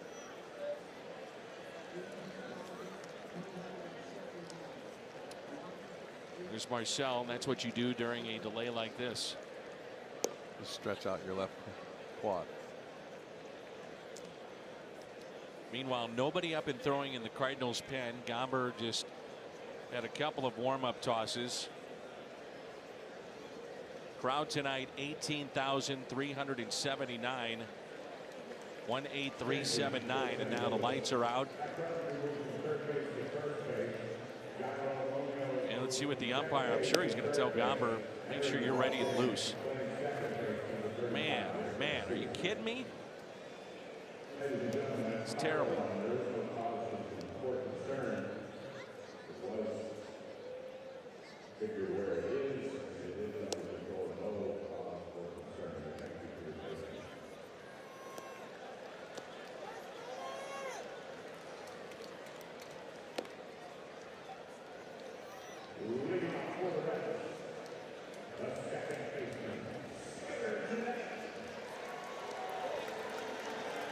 By no means am I saying that's done on purpose. I wouldn't like to think that that's the case. However, the timing is about as poor as it could get. You ain't kidding. It's a 7.5-minute delay, and with that, Mike Myers starts to throw in the bullpen for St. Louis. Scooter Gennett, Joey Votto, and Eugenio Suarez to play here in the bottom of the 7th. The first pitch is a ball, and we're underway.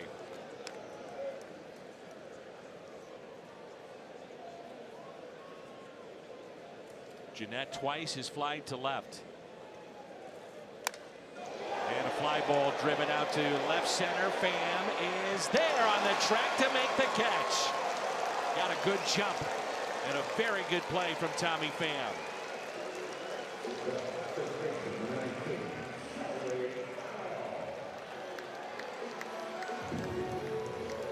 Everybody on the field knows what's at stake here, and you got to go get this ball no matter what.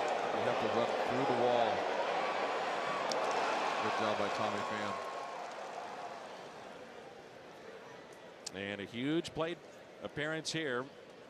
Tip of the cap by Gomber and Joey Votto. Votto is fly to left. And he is also struck out back in the 4th.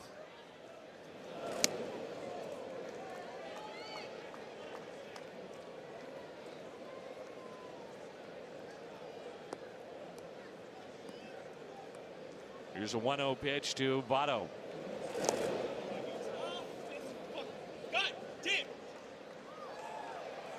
Joey Votto, maybe the most frustrated call that goes in his way in the history of baseball.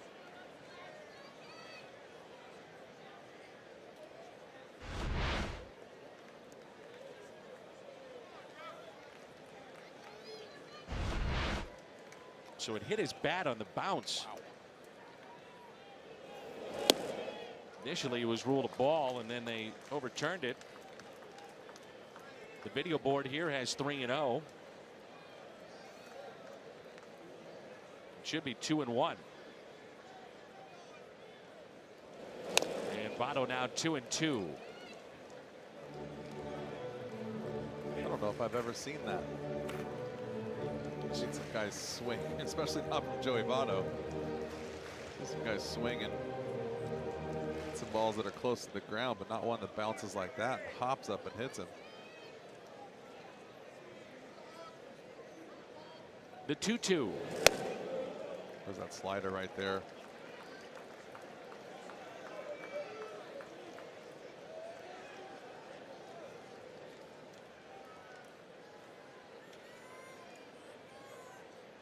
And the 3-2 pitch. Votto into right, and a base hit. No hitter is done. The base hit by Votto into right. And the Cardinal fans applaud Austin Gomber.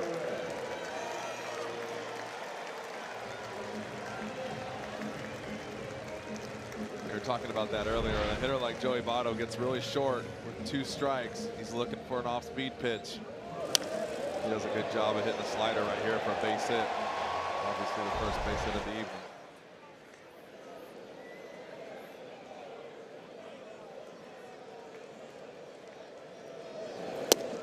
And a pitch taken high.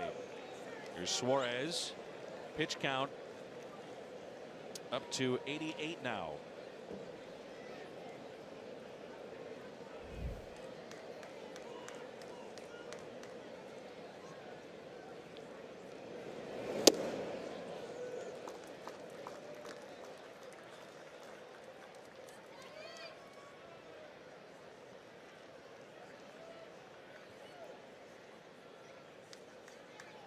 To 2-0 the count on Suarez. A 2-run lead for St. Louis. And he smokes one into left center field, and with that he's tied it.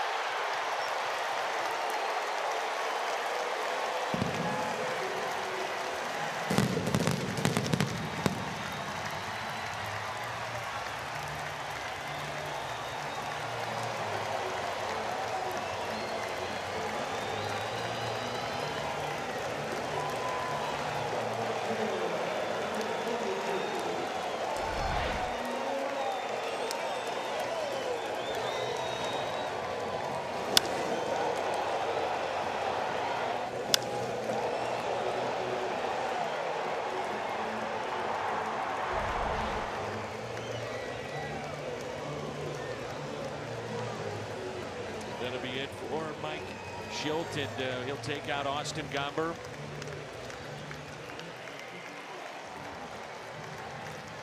Pretty impressive start right there.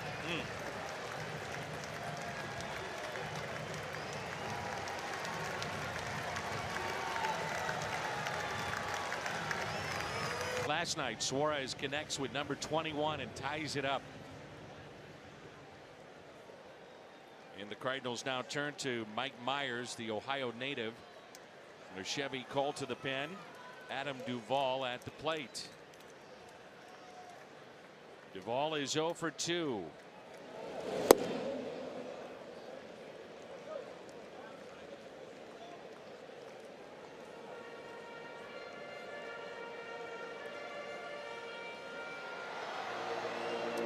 What a couple of ball games back to back from these rookie starters of the Cardinals. And the 0-1 pitch. A ball and a strike.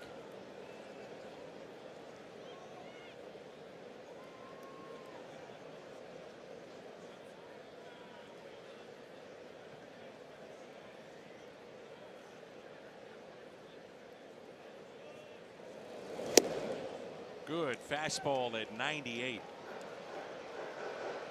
It's good old-fashioned hardball right there. Not only can you see it, you can hear it when it hits the glove from all the way up here in the booth.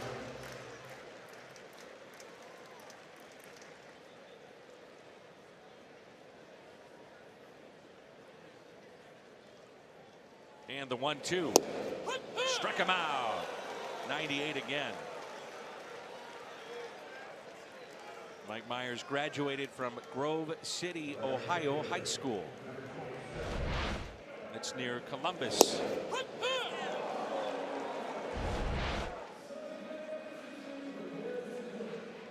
Told they play a little football around there. Just a little. Just a little bit. There's Phillip Ervin, who's 0 for 2.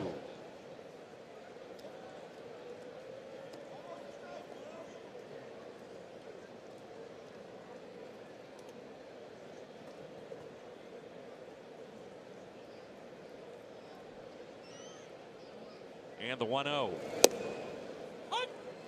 Good slider.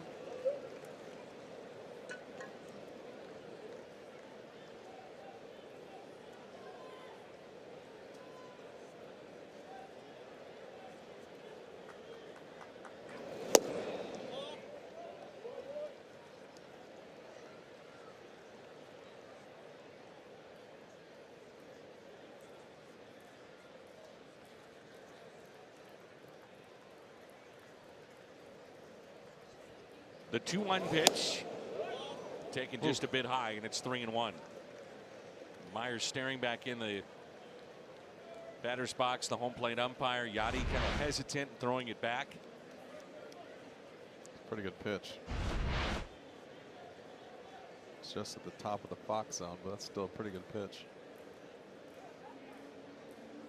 And the 3-1 pitch. Hold to third and into the glove of Munoz.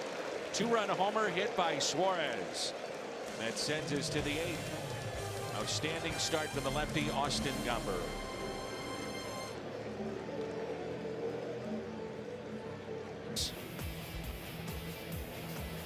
Gomber, sit down. No, come back. He does. And then on a 3-2 pitch, a base hit by Joey Votto. And then Suarez connects on a 2-run homer.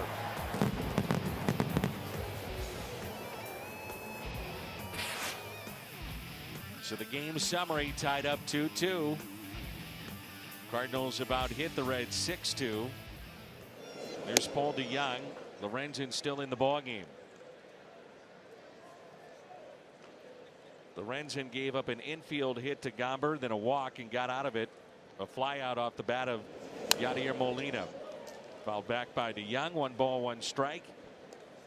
Doubled and scored back in the 4th inning.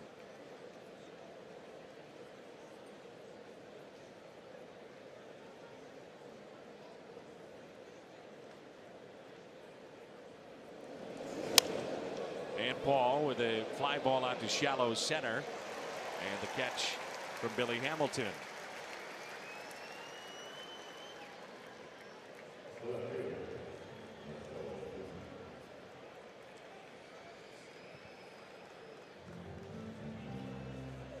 Marcell Ozuna 1 for 3. Cardinal left fielder with a double into the gap in left center.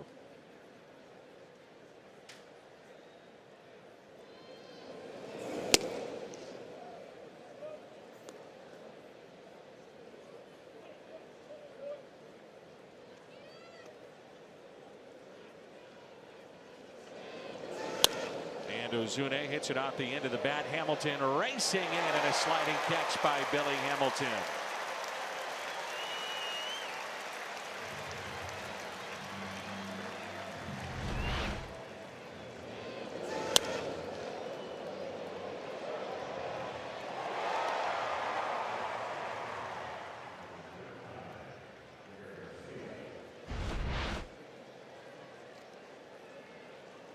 Mike having a little bit of speed out there, huh? Well, he can make up for poor jumps. Not to say that that was a poor jump, just in general.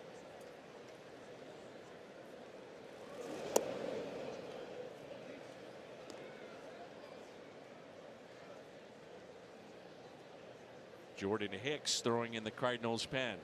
Greg Garcia. First plate appearance of the night.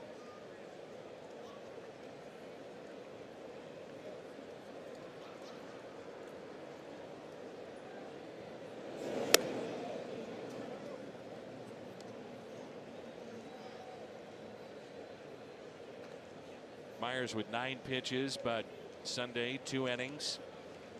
He was used a lot in the series against Chicago. 3-0 the count.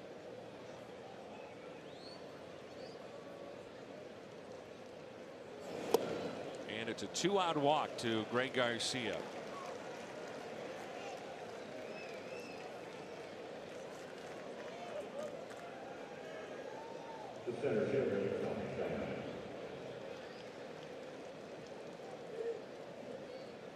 Second walk handed out by Lorenzen. Here's Tommy Pham. Tommy gets a fastball, and maybe he can do something with it. Out of play.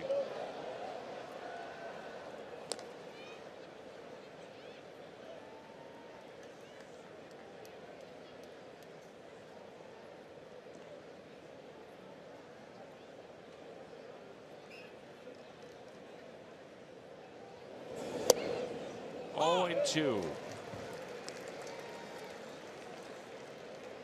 got your fastball.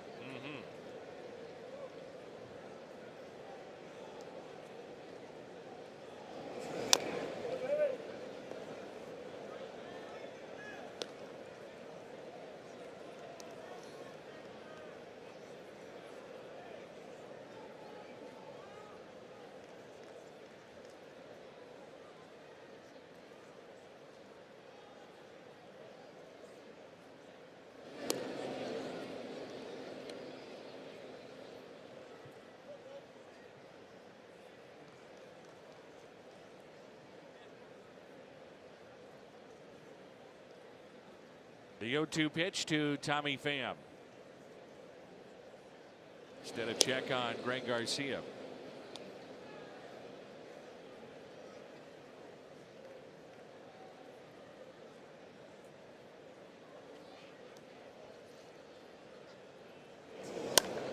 Out of play.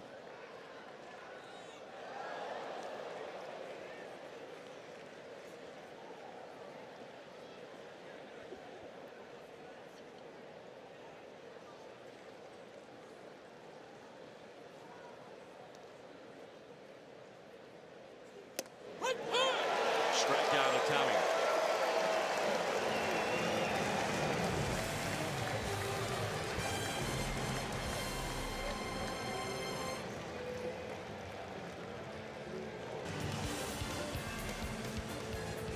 Two our score.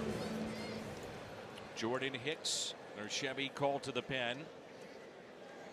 Came in with the no-hitter on the line in game 1. Got the first out in the 8th, and then Phillip Ervin broke it up with a single.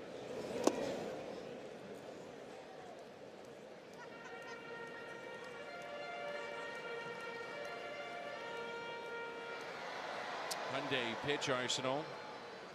Fastball, slider. We see so many foul balls with Jordan Hicks on the mound and how hard he throws. And the game is a power game. The batters hitting home runs and relievers throwing 95 or above consistently, and makes you wonder if that's why we see so many foul tips going off a mask of a catcher or off the body, off the umpire. The 1-1 slowly hit left side. Munoz gloves and makes the play for the out.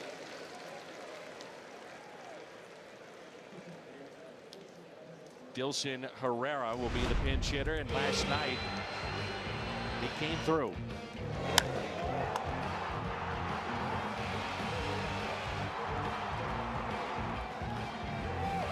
Cardinals were an out away from putting the Reds away in game 1. Home run tied it up, and then Herrera put them on top. A 2-1 victory.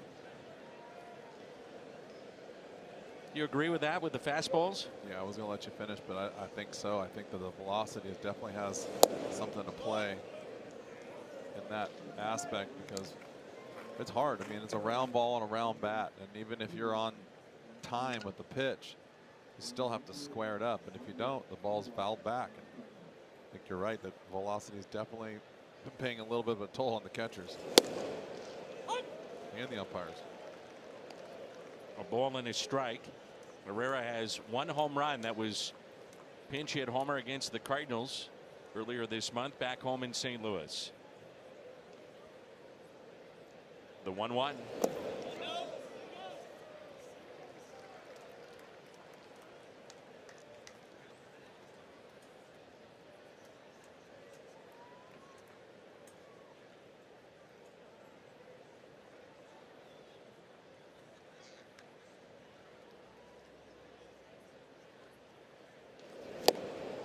Good slider.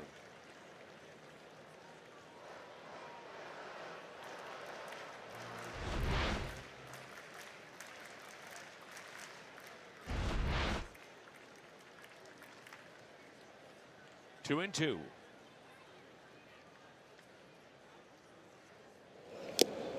Held on to by Molina. 102 on the gun from Hicks.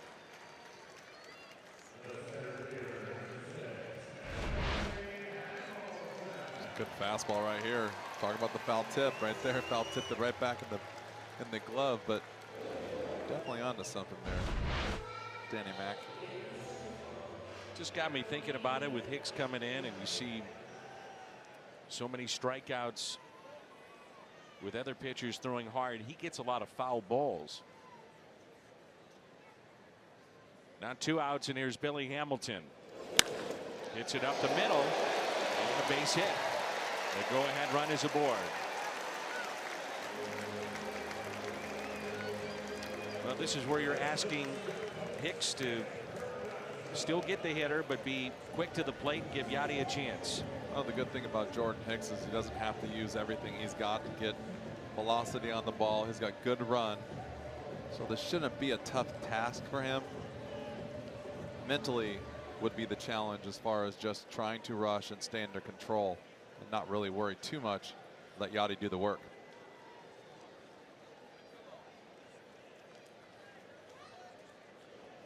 Hicks has allowed 2 steals this year. Hamilton with 22 on the season, and 3 back of Starling Marte. He's got 25 to lead the National League.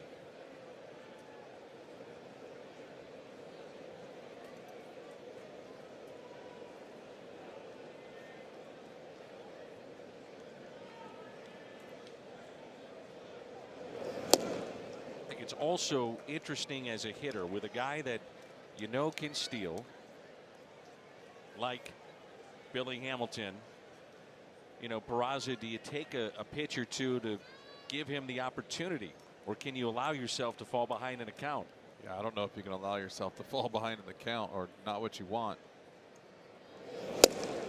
But I got my trusty little stopwatch out, and that first pitch to the home plate was a .95.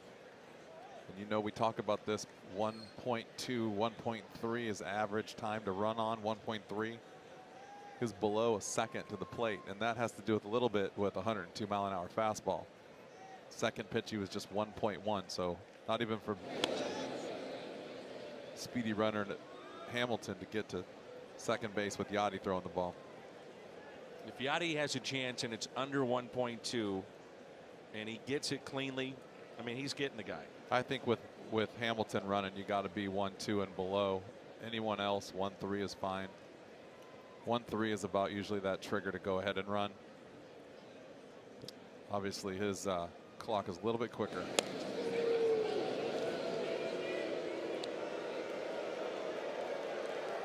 Another thing working for Jordan Hicks too is he's got good movement, so he's not really losing a lot by slide stepping. He doesn't have a dramatic windup anyways. His velocity is created a lot by his arm, but he still has a lot of sink, so he can rely on getting guys out with just the sink alone. He is running, and the pitch is hit in the air to right, and Fowler with the catch. It was 1-1 to the plate, so Hicks, a scoreless eighth. We're tied. It's 2-2, so we head to the ninth in Game 2. Tied going into the ninth, and the closer is in. It's our Chevy Cole to the pen. And so Iglesias in for the 41st time.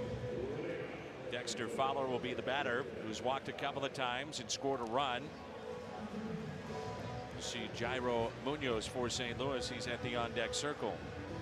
You're going to score a run in this inning, you got your hands full. Obviously, the closer's in. There's no joke. His average fastball is about 95, 96 miles an hour. Got a good slider. So this is the inning where you're going to have to bear down a little bit.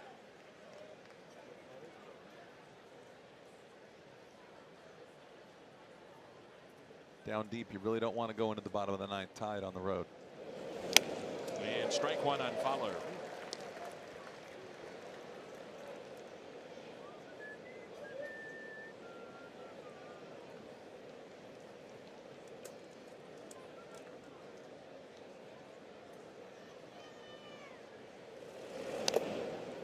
Strike two.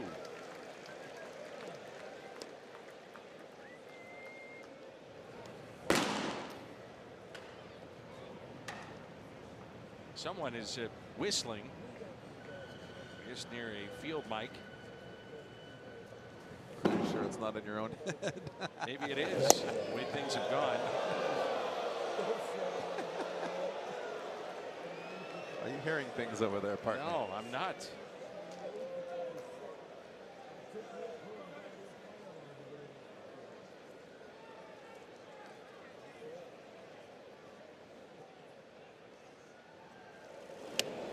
Pitch taken high. 2-2.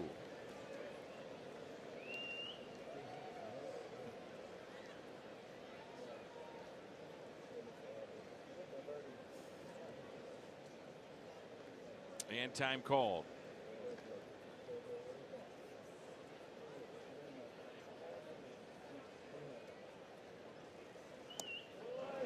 Missed down and in.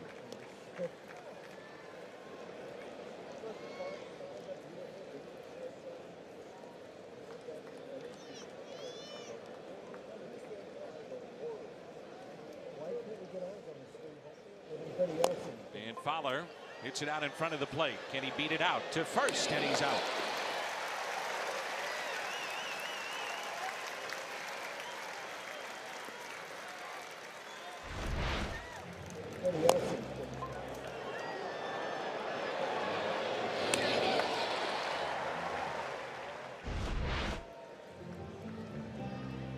There's Munoz.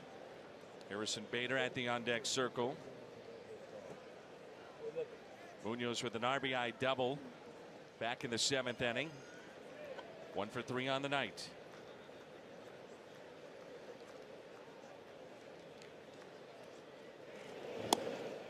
In the Central, the Diamondbacks lead Chicago 3-0 in the bottom of the 5th. The Nationals 4-0 lead over the Brewers. That's in the fourth, and Pittsburgh all over Cleveland. They continue to roll 9-3 in the bottom of the eighth.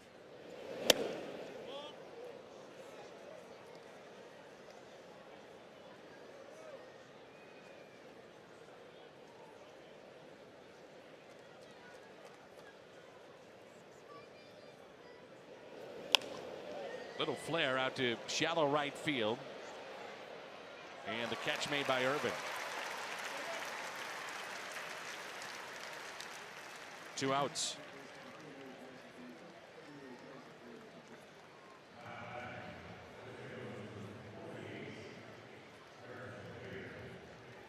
Harrison Bader, the pinch hitter.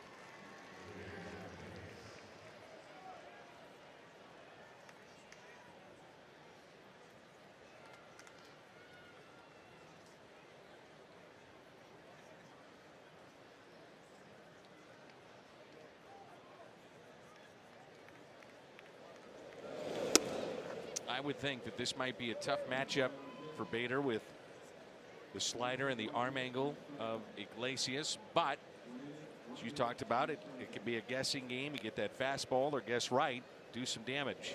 This is definitely a guy for me as a right-hander. I'm not a right-hander, but I would definitely not want to swing at anything spinning. A lot of these closers, a lot of guys with this kind of stuff, they don't throw their off-speed stuff for strikes. They're just trying to intimidate you with the fastball and get you to chase the slider. It's not like he's just dropping sliders in for strikes. Sam Tuivailala and Tyler Lyons getting loose in the Cardinals' pen. The 2-1 pitch. Good fastball at 97, and it's 2-2. Yeah, that's the one you can't miss. Be 2, 3, and 4. Jeanette, Votto, and Suarez looking ahead to the bottom of the ninth.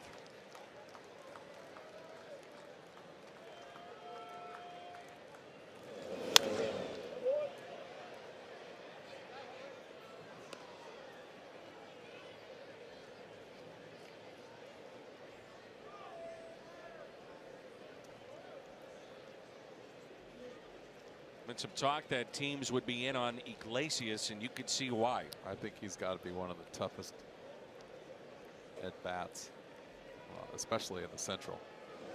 And a strikeout of Bader. Jeanette leads it off when we come back.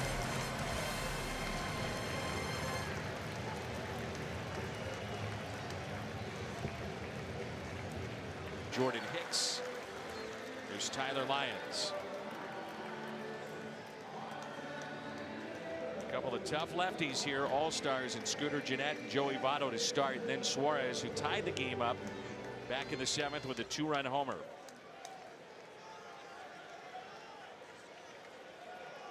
He is 1 for 12 against Lyons.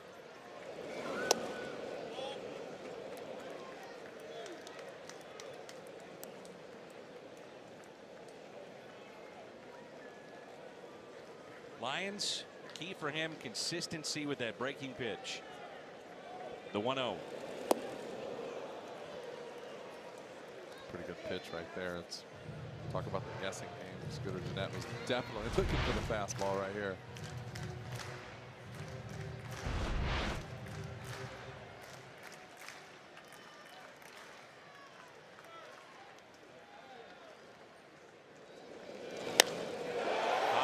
Fly ball, right center, fan, one away.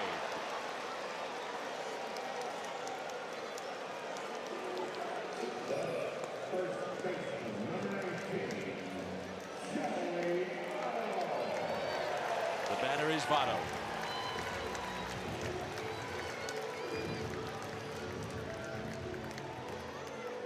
Mike Schilt is going to go to his bullpen. Tuivailala will face Joey Votto. Votto's had some pretty good at-bats in the course of his career against Tyler Lyons. Tuivailala coming on when we come back. Tyler Lyons 7 for 16, 3 doubles, 2 home runs, 2 walks. that sums it up. So Tuivalu now against Joey Votto.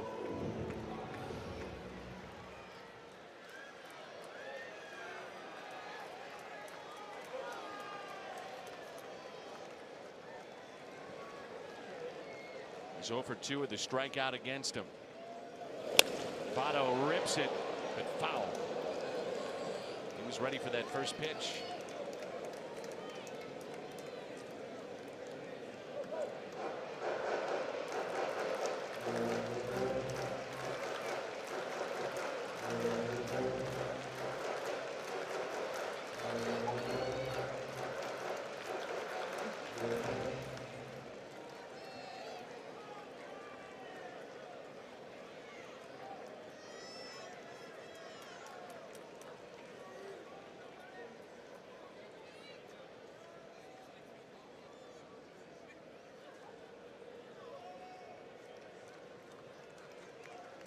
Joey Votto trying to make sure that fan is okay. He's distracted.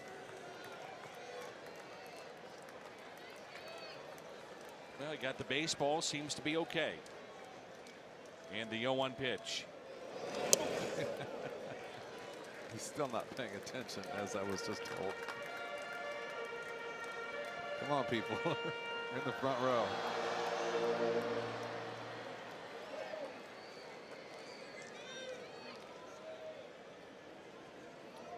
The 1-1 pitch to Joey Votto. Well, here you are, 2-1. I'm not saying walk him, but boy, you've got to be careful. In this ballpark, I feel like you just have to make him hit the ball the other way.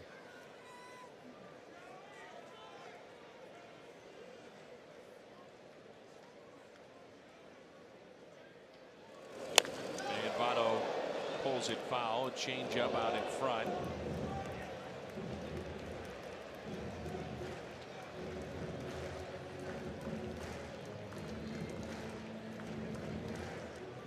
And I believe that foul ball may have struck a fan. Yeah, hit him on top of the head. He's got the seam marks to prove it. Just keep throwing hanging change up to Joey and let him hit him in the stands and keep getting distracted. Man, oh man.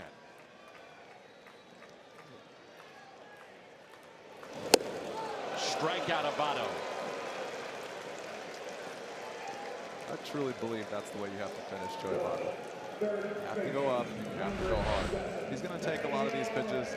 He's going to swing at a lot of these pitches because he's looking for your best pitch, which will be the changeup with the slider. Good job right there by Sam.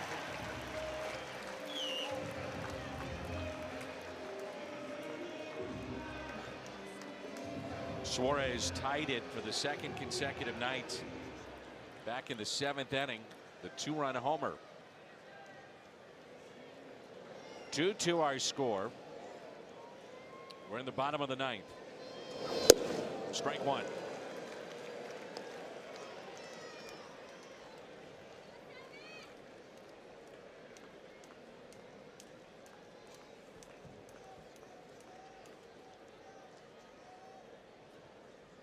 And the 0-1.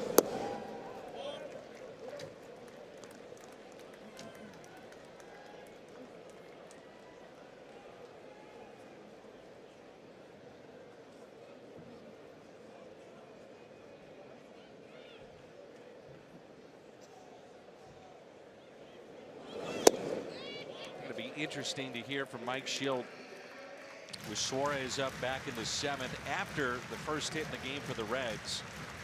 He left lefty in Gomber to face Suarez. And it was a 2-run homer. The 2-1 pitch.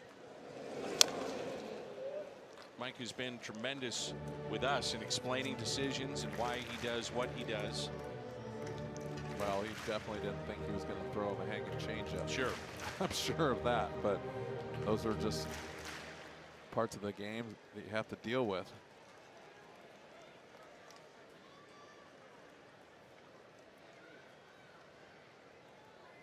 And the 2-2 pitch.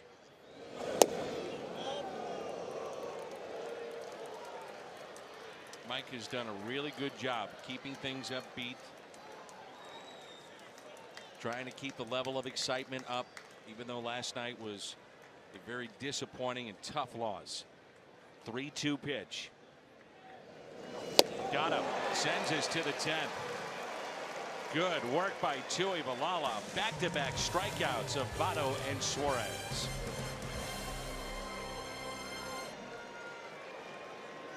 Game summary, 2-2 our score. Austin Gomber had a no-hitter going into the 7th inning. Got the first man, that was Scooter Gennett, then Votto was single, and a 2-run homer by Suarez to tie the game up at 2-2. Top of the lineup, Matt Carpenter to lead it off. He has walked tonight over 3.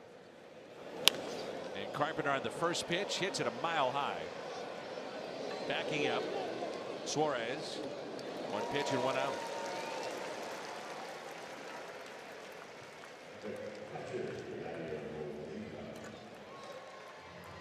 Molina is 1 for 4.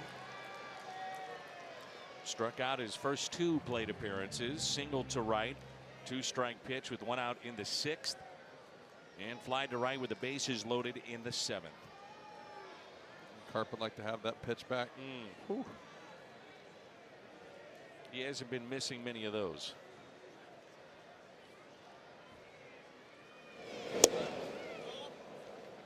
Third baseman Suarez guarding the line. Outfield is straight away. If you want the girl that got hit earlier, And the 1-0. hit earlier by the baseball.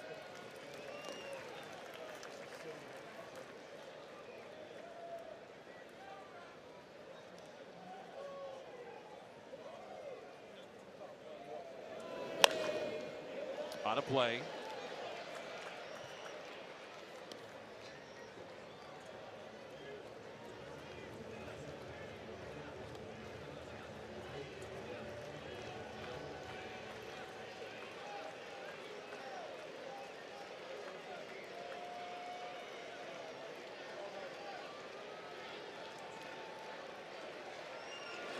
Molina to short. Peraza, long throw. Nice play.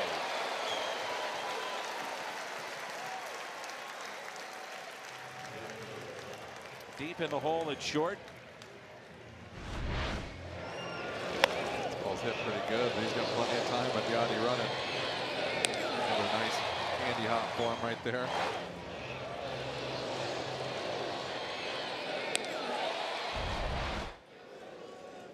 Paul DeYoung, he's due. He has stung some balls on this trip. Nothing to show for it. Did have, though, the double earlier tonight, but had a couple of baseballs that he hit hard in series in Chicago. Wynn knocked that down.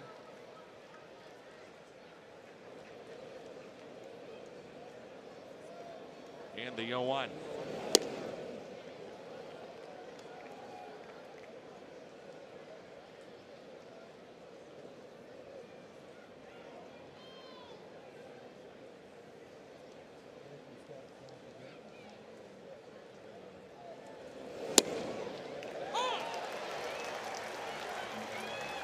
One ball and 2 strikes.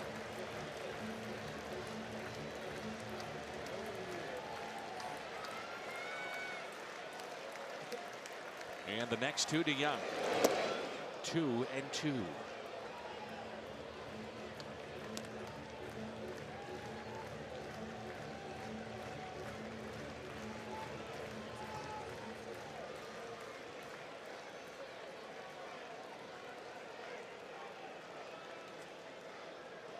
Try to here as soon as we Foul back.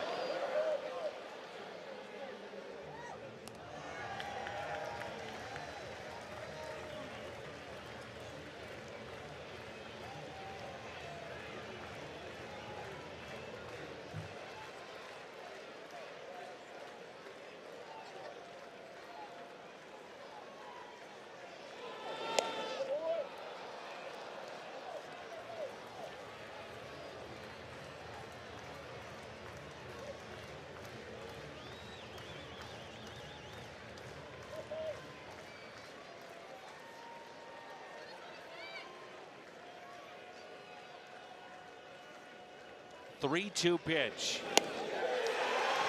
And he walked him. The young may have thought he was out.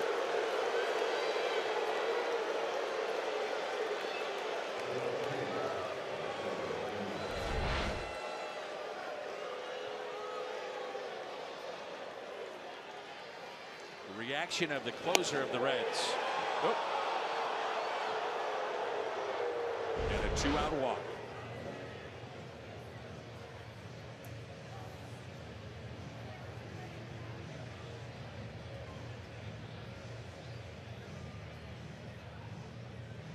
Nobody up in the pen of the Cincinnati Reds.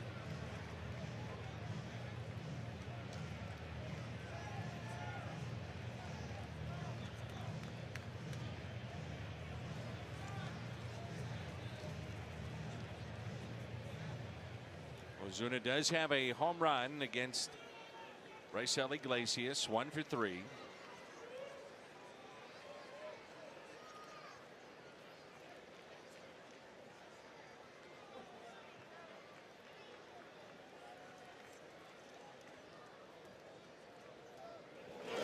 And ball 1. I think that mound visit right there was Riggleman to go out there and kind of calm everybody down and not to show up the umpire and not to get carried away. Is still got a game to win. I think No you have doubt. opportunity where Scooter already went to the mound, so there's your mound visit. So you might as well go out there and kind of make sure everyone's on the same page. Out of play.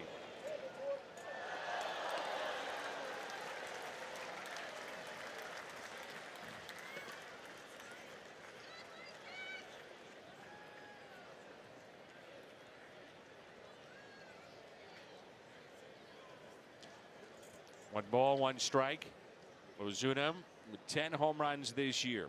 A double to left center back in the second. 1 for 4.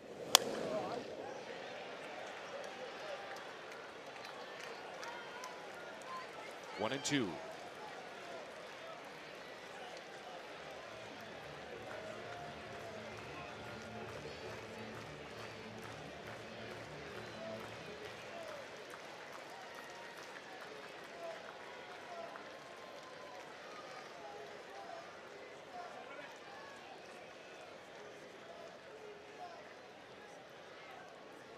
Pretty interesting right here. He went with the fastball. Ooh.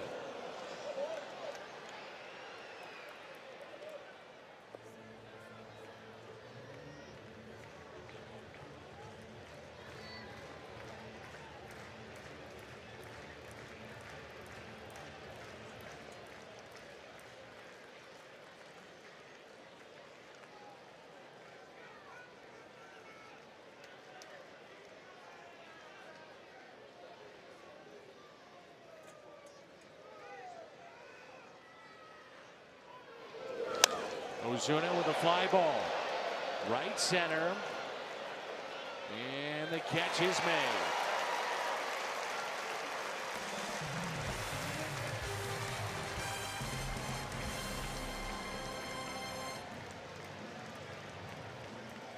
We see it right above her eye, and we told you that she did not need stitches.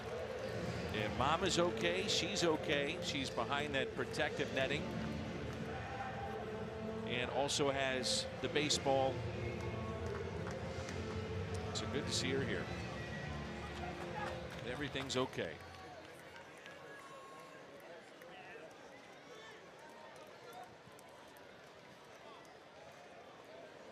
Adam Duvall against Sam Tuivailala.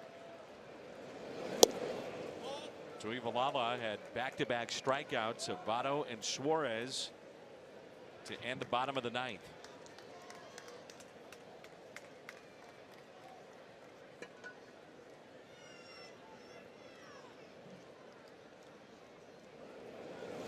And the 1-0 out to shallow center. Pham coming on. Can't come up with it. It's a base hit.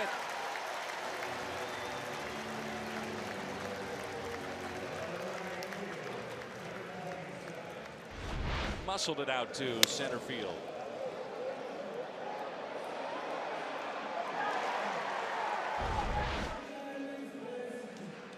The winning run aboard here in the bottom of the 10th.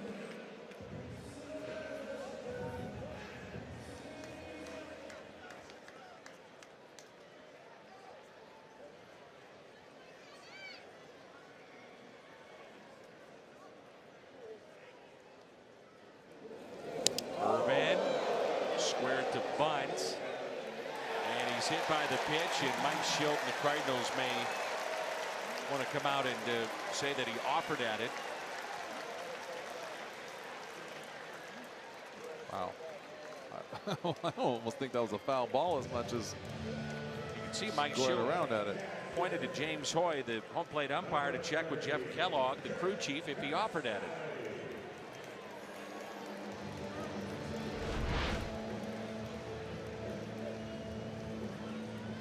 So he pulled back and then took it in the chest.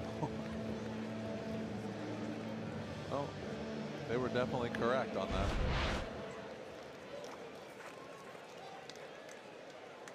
It's a tough way to move the runner over right there.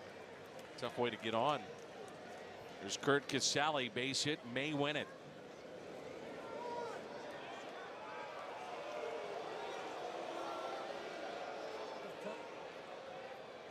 Cardinals with the corners in this spot.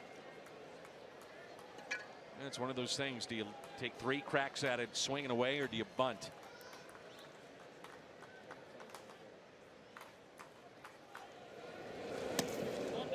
What do you think that Casale feels when he squares around at the first pitch after watching the pitch before? On deck, we'll see a pinch hitter. It's Tucker Barnhart. That would be for Iglesias.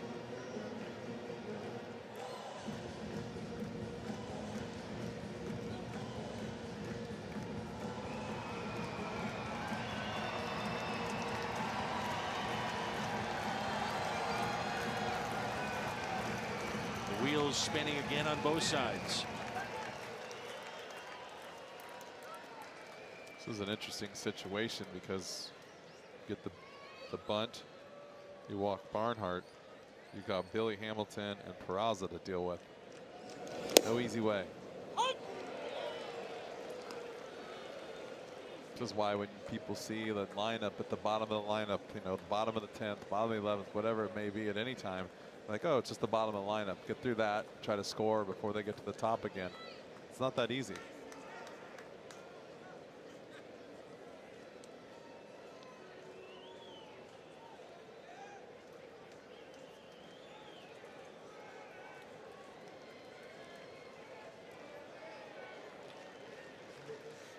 One ball and one strike. He was showing bunt again. He showed it.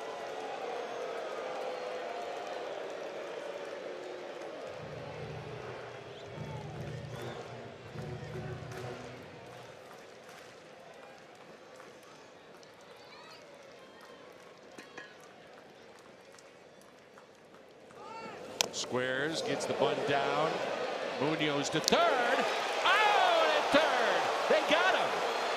Somehow, even with a high chopper off the plate or in front of the plate, they still get Duvall at third. And Jim Riggleman says, we're going to challenge this. Boy, how is he not safe at third base? Looked like it didn't really slide that hard. Like he took it for granted that he was just going to go to first base. It's kind of an easy slide. Didn't really carry himself to the bag.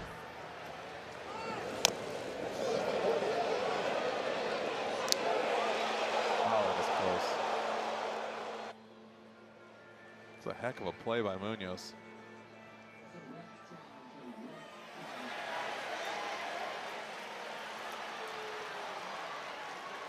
Not really sure why the home fans are cheering right now. Yeah, the call stands and they get the lead runner. Some kind of play right there by Munoz. The ball, though, that's bunted that high, the ball has to be safe at third base. I already took for granted he was going to be safe, and I was waiting for Munoz to throw the ball to first base.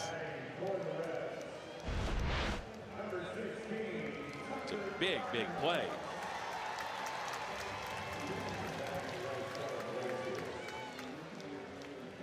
So Barnhart pinch hits for Iglesias.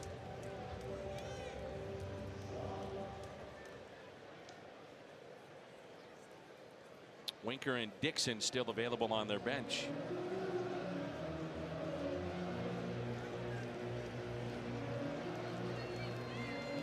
Barnhart is 0 for 1 with a walk against the Cardinals right-hander.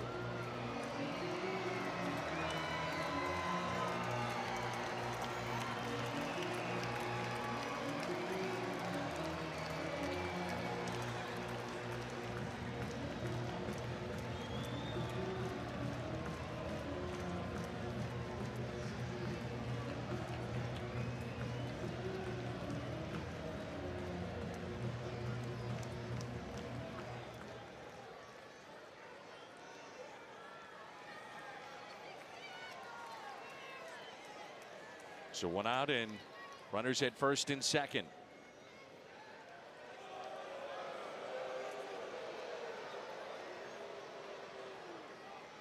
There's one career walk-off hit, 2016. That was against Colorado. It's Phillip Ervin at second base.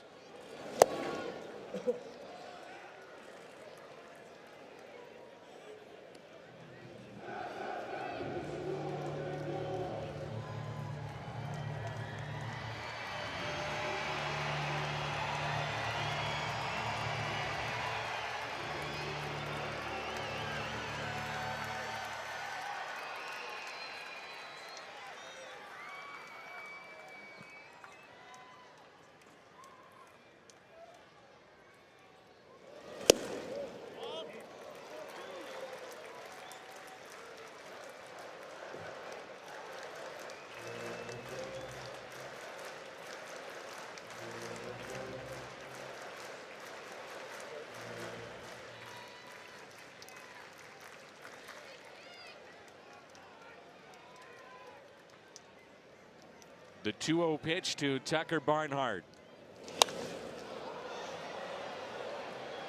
Who wants it? It will be Tommy Pham to make the catch. And there's 2 outs.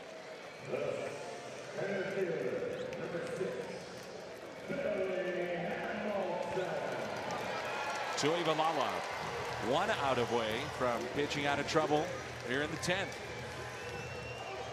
Thank you very much to Munoz making that play. He made a nice pitch right there. I think Barnhart got a little big, wanted to go for the homer. Sometimes you get a little long, and it's exactly what happens. You pop up a nice pitch to hit 2-0. Hamilton 1 for 3 with a single to center. A lot of room on the left side of the infield. He's the kind of guy that can just slap it the other way. See DeYoung trying to keep Urban close at the bag at second base. And Munoz, is he too close to the bag at third? Yeah, don't worry about the runner right now. Concentrating on filling up the infield full of defense. That's my point. You're right. I mean, he's a slap hitter. You've given him basically the entire shortstop and third base area to slap the ball through. As this spray chart says he's a pull hitter on the ground. That makes me nervous. And the 0-1. Now 0-2. Let's see with 2 strikes how the Cardinals want to play it defensively. He might be also trying to pitch him in. Some holes on the inside. Playing to pull, pitch him in. Ozuna may be too deep and left as well. But Billy Hamilton is not going, you wouldn't think, hit one over his head.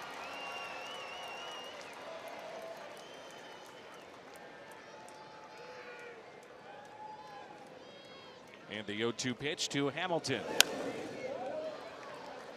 Well, especially when you pitch a guy like this in. Standing in left field and I see something inside, you have to move in as the left fielder, knowing that it's not going to be driven over your head if he makes his pitch. A lot of times Hamilton picks up those base hits, the movement in on a pitch, cutter, slider, fights it off, and you get those little flares out to left.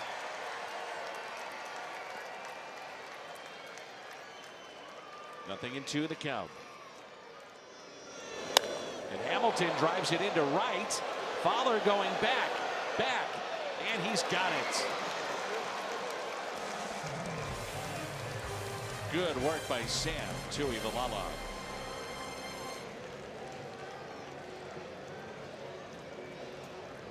Jose Martinez in the 7th with 2 outs. A double by Jairo Munoz. A no-hitter intact. Then a base hit, and this was after the alarm went off and a delay in the game. The no-hitter still intact. Gomber back out there in the 7th, got the first out. Then a base hit. Suarez stepped in and tied it up. Tied it up at 2, and another outstanding outing for a Cardinal rookie. Amir Garrett is our Chevy call to the pen. Cardinals, by the way, the first team to have rookie starters not allow a hit over their first 6 innings in consecutive games since the 1964 Kansas City Athletics.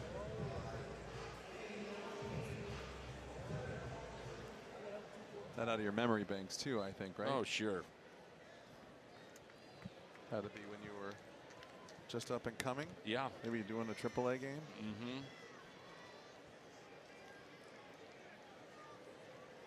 Up and coming star. Oh, sure. Here's Greg Garcia. Amir Garrett, the new pitcher.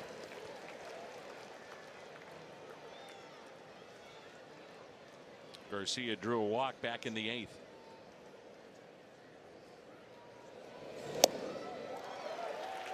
Nothing in 2.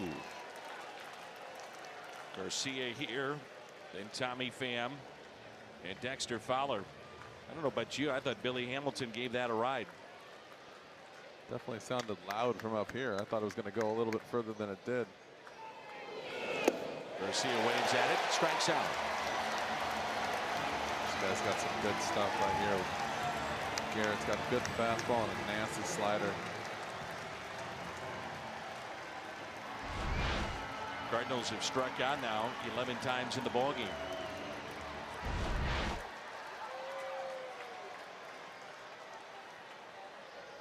Tommy Pham 3 for 4 against this lefty with a home run. Tonight he's 0 for 4 with a pair of strikeouts. First pitch, a strike.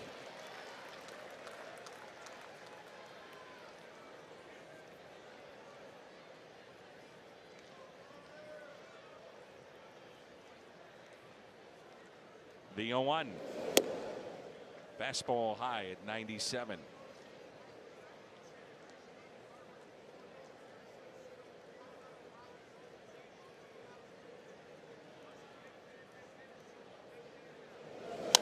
And a liner that is off the glove. It looked like it may have hit the top of the glove of Jeanette, and a base hit into right for Tommy Pham. He needed that, didn't he? Sure did.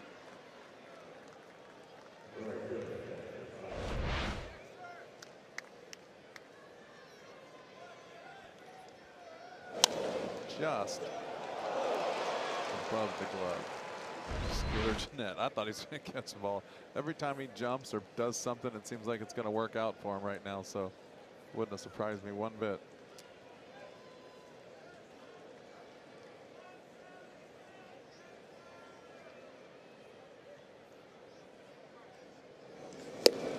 Strike 1 on Dexter Fowler.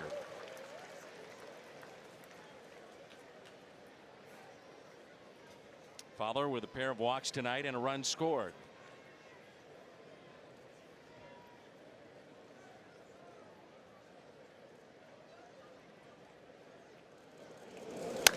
Fowler a drive out to deep right at the wall, gone. Dexter Fowler, opposite field home run. The Cardinals have the lead here in the 11th.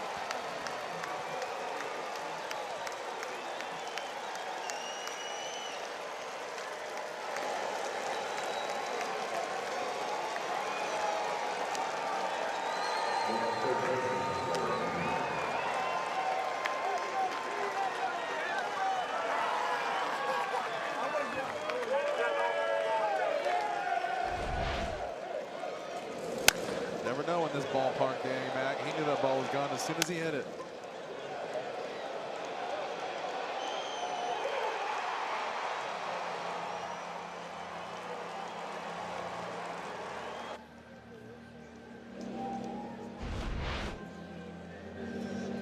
really was. That's 2 big hits for 2 guys. They needed it very badly right there with Tommy Pham and Dexter Fowler. Good job by both of them, staying inside the ball too off a lefty. All in a day's work, my friend. On base 3 times and a 2-run homer for Dexter Fowler.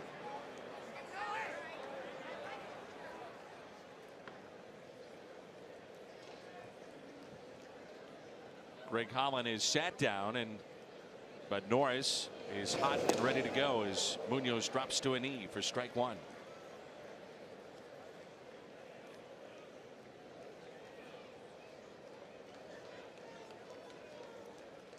He's laughing. I love it. This kid can play. He's getting better and better every time he goes out there. He's got a little personality too.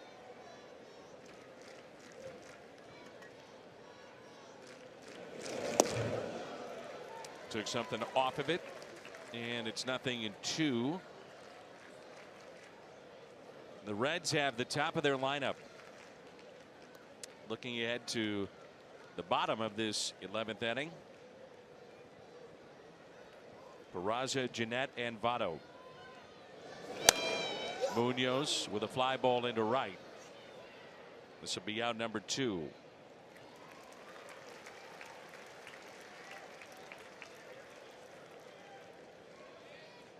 So Garrett came in, got the first batter he saw, Greg Garcia.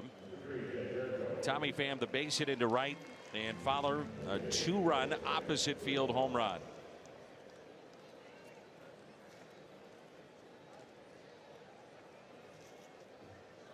And now Jed Jerko.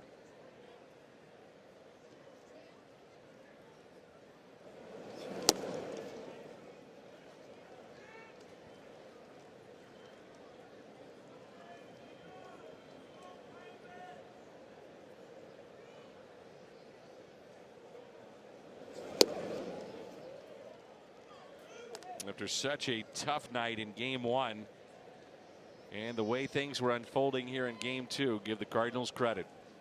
And maybe the play of the game was Jairo Munoz, the bunt, getting the lead runner at third. 3-0 the count.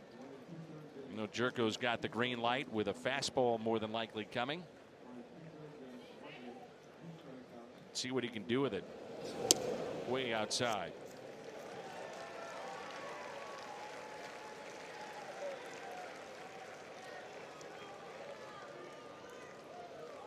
And the batter will be Matt Carpenter.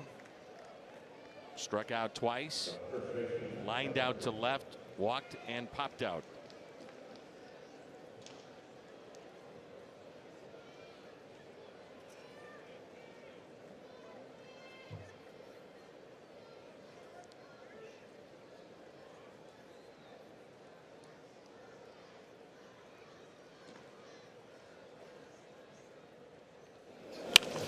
And a ground ball that's hit to first, and that will send us to the bottom of the 11th.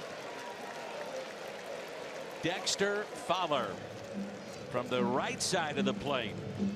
An opposite field home run. He needed it. The Cardinals did as well. And a 2-run lead midway through 11. Home run, and the Cardinals have a 4-2 lead as we head to the bottom of the 11th. But Norris, our Chevy, called to the pen.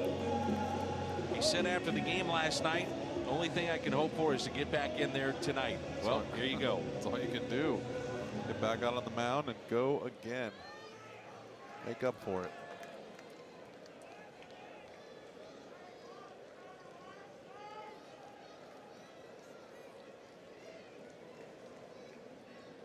He's got the top of the lineup, Jose Peraza. Ball 1.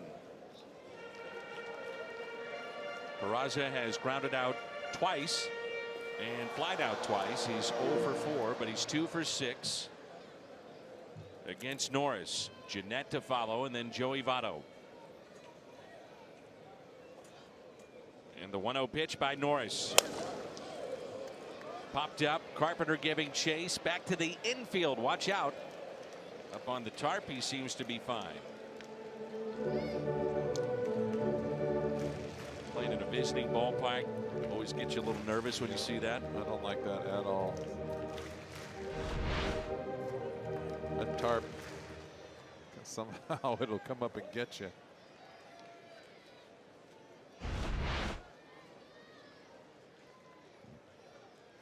A ball and a strike.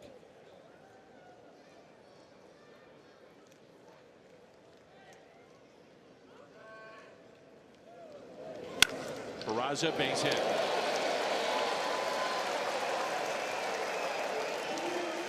And the tying run will come to the plate.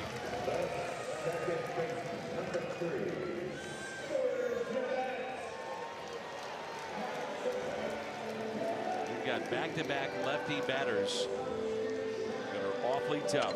And Jeanette and Votto, and then Suarez after that, barring a double play. This will not be easy here in the home half of the 11th.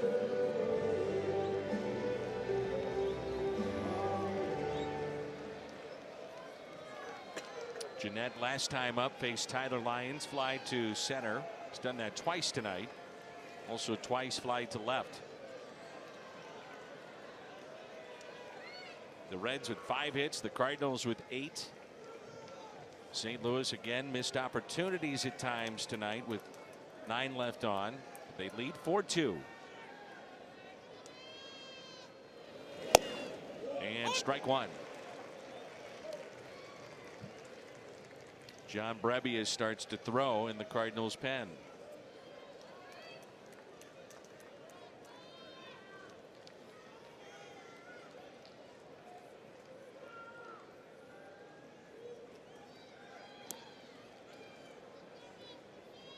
Oh, 1 pitch.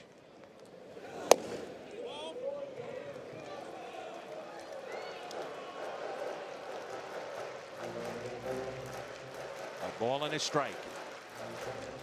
Jeanette this year with 16 home runs.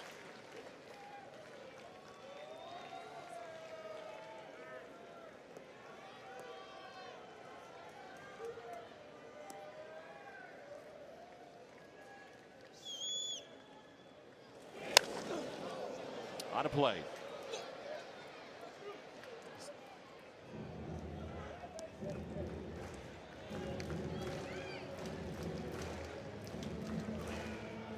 Cardinals have used Myers, Hicks, Lyons, Tuivailala, and now Bud Norris.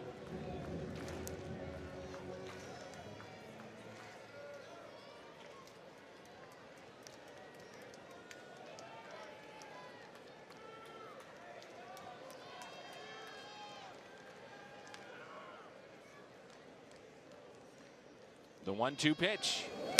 Spoiled.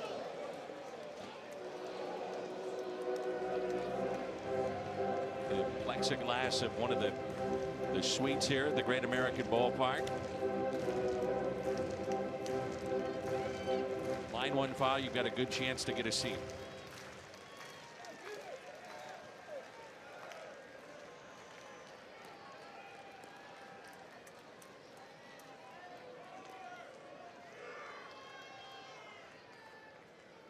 The 1-2 pitch could be 2.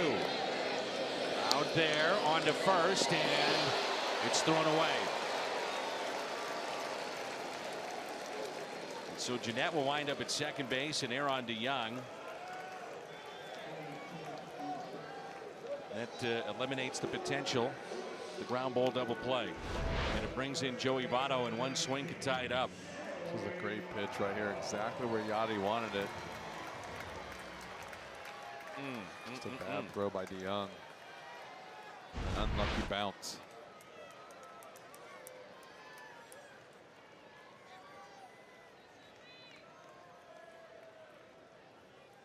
This is where the heart of this lineup can be unforgiving for the Reds. Votto and then Suarez and Duvall. He struck out last time out against Tuivailala, struck out earlier in the ball game against Gomber.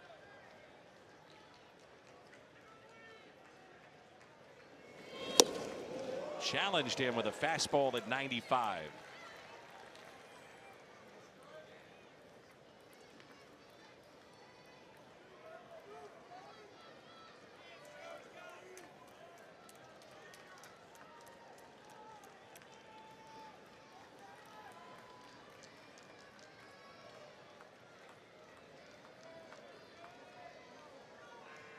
The 0-1 pitch to the always dangerous Joey Votto. 0-2. If you're Norris, you don't have to give in, obviously, here on 0-2. Well, and I think you stay inside there and you stay hard and up, or you stay away and up and hard, make him hit the ball the other way. But you got to be careful with that slider here, because that's what he's protecting against. And nice easy swing with a spinning slider can go a long way. You mentioned that you feel you got to pitch him up in this spot. Try to get him to chase, and if he doesn't chase, he depends on how aggressive he's being, but just definitely got to be careful with the off speed. 0-2 the count. The next to Votto. You can almost play with it a little bit too, where you go in there hard, you go away hard, you kind of make him think you're going to keep trying to challenge him. Then you can go with the breaking ball in the dirt, see if you can get him to chase. But I don't like the breaking ball for a strike.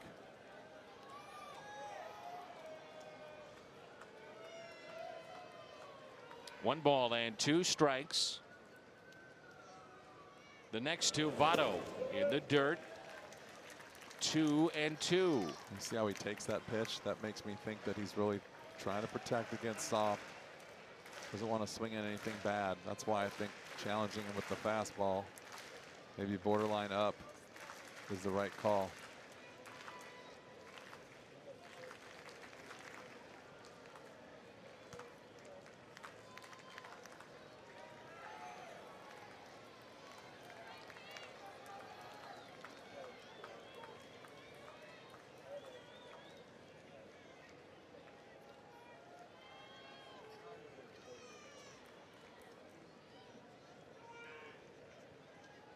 The 2-2 pitch from 0-2 to 3-2. So now Norris is one of the biggest pitches of the game right here. It's okay. I stay with what he's doing. I like that. The fastball up, the slider in the dirt. Take your pick. Don't give in to him. You have an open base. See if you can get him to get himself out. And if you can't, then you go to work on the next hitter. 3-2 pitch to Votto.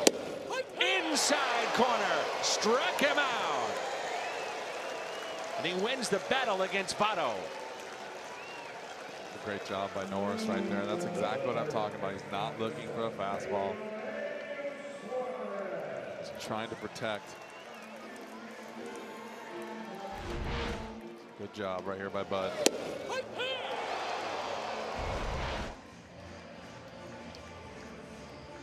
So 2 outs.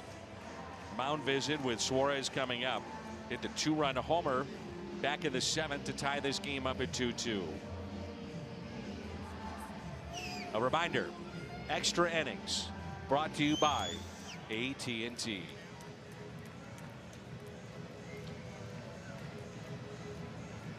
Last time that Votto struck out 3 times in a game, September 30th. Last season at Chicago, so it's been a while.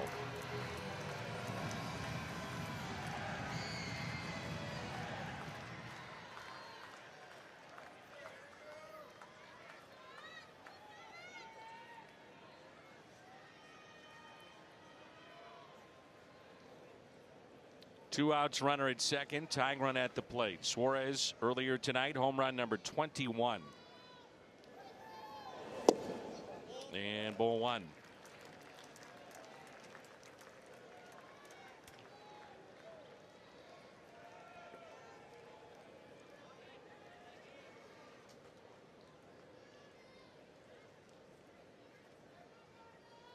Outfield deep, they are straight away.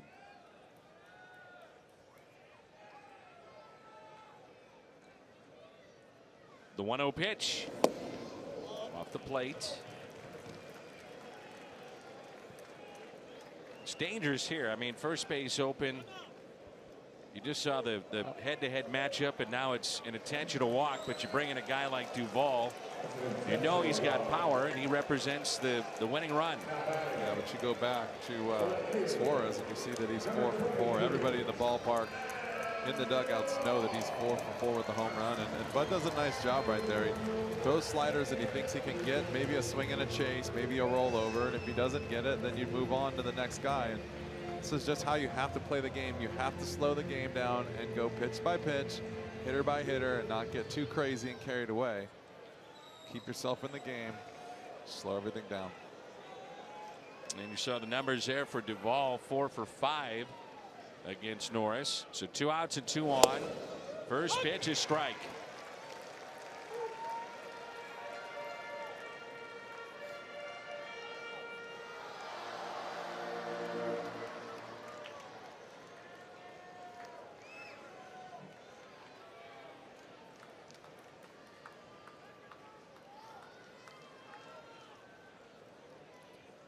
The 0-1 to Duvall. Out to short. Leaping grab by DeYoung, and the Cardinals hold on for the 4-2 win. In 11 innings, a Dexter Fowler 2-run homer, the difference, and the Cardinals take game 2 of the series. Great job right there by Bud Norris, keeping everything under control, getting through that inning, making some good pitches when he needed to. Got through that 11th inning. Dexter Fowler, the home run in extra innings. A line shot the opposite way. Made it 4-2. The Cardinals hold on by that score. Much more to come. It's the post-game show next on Fox Sports Midwest.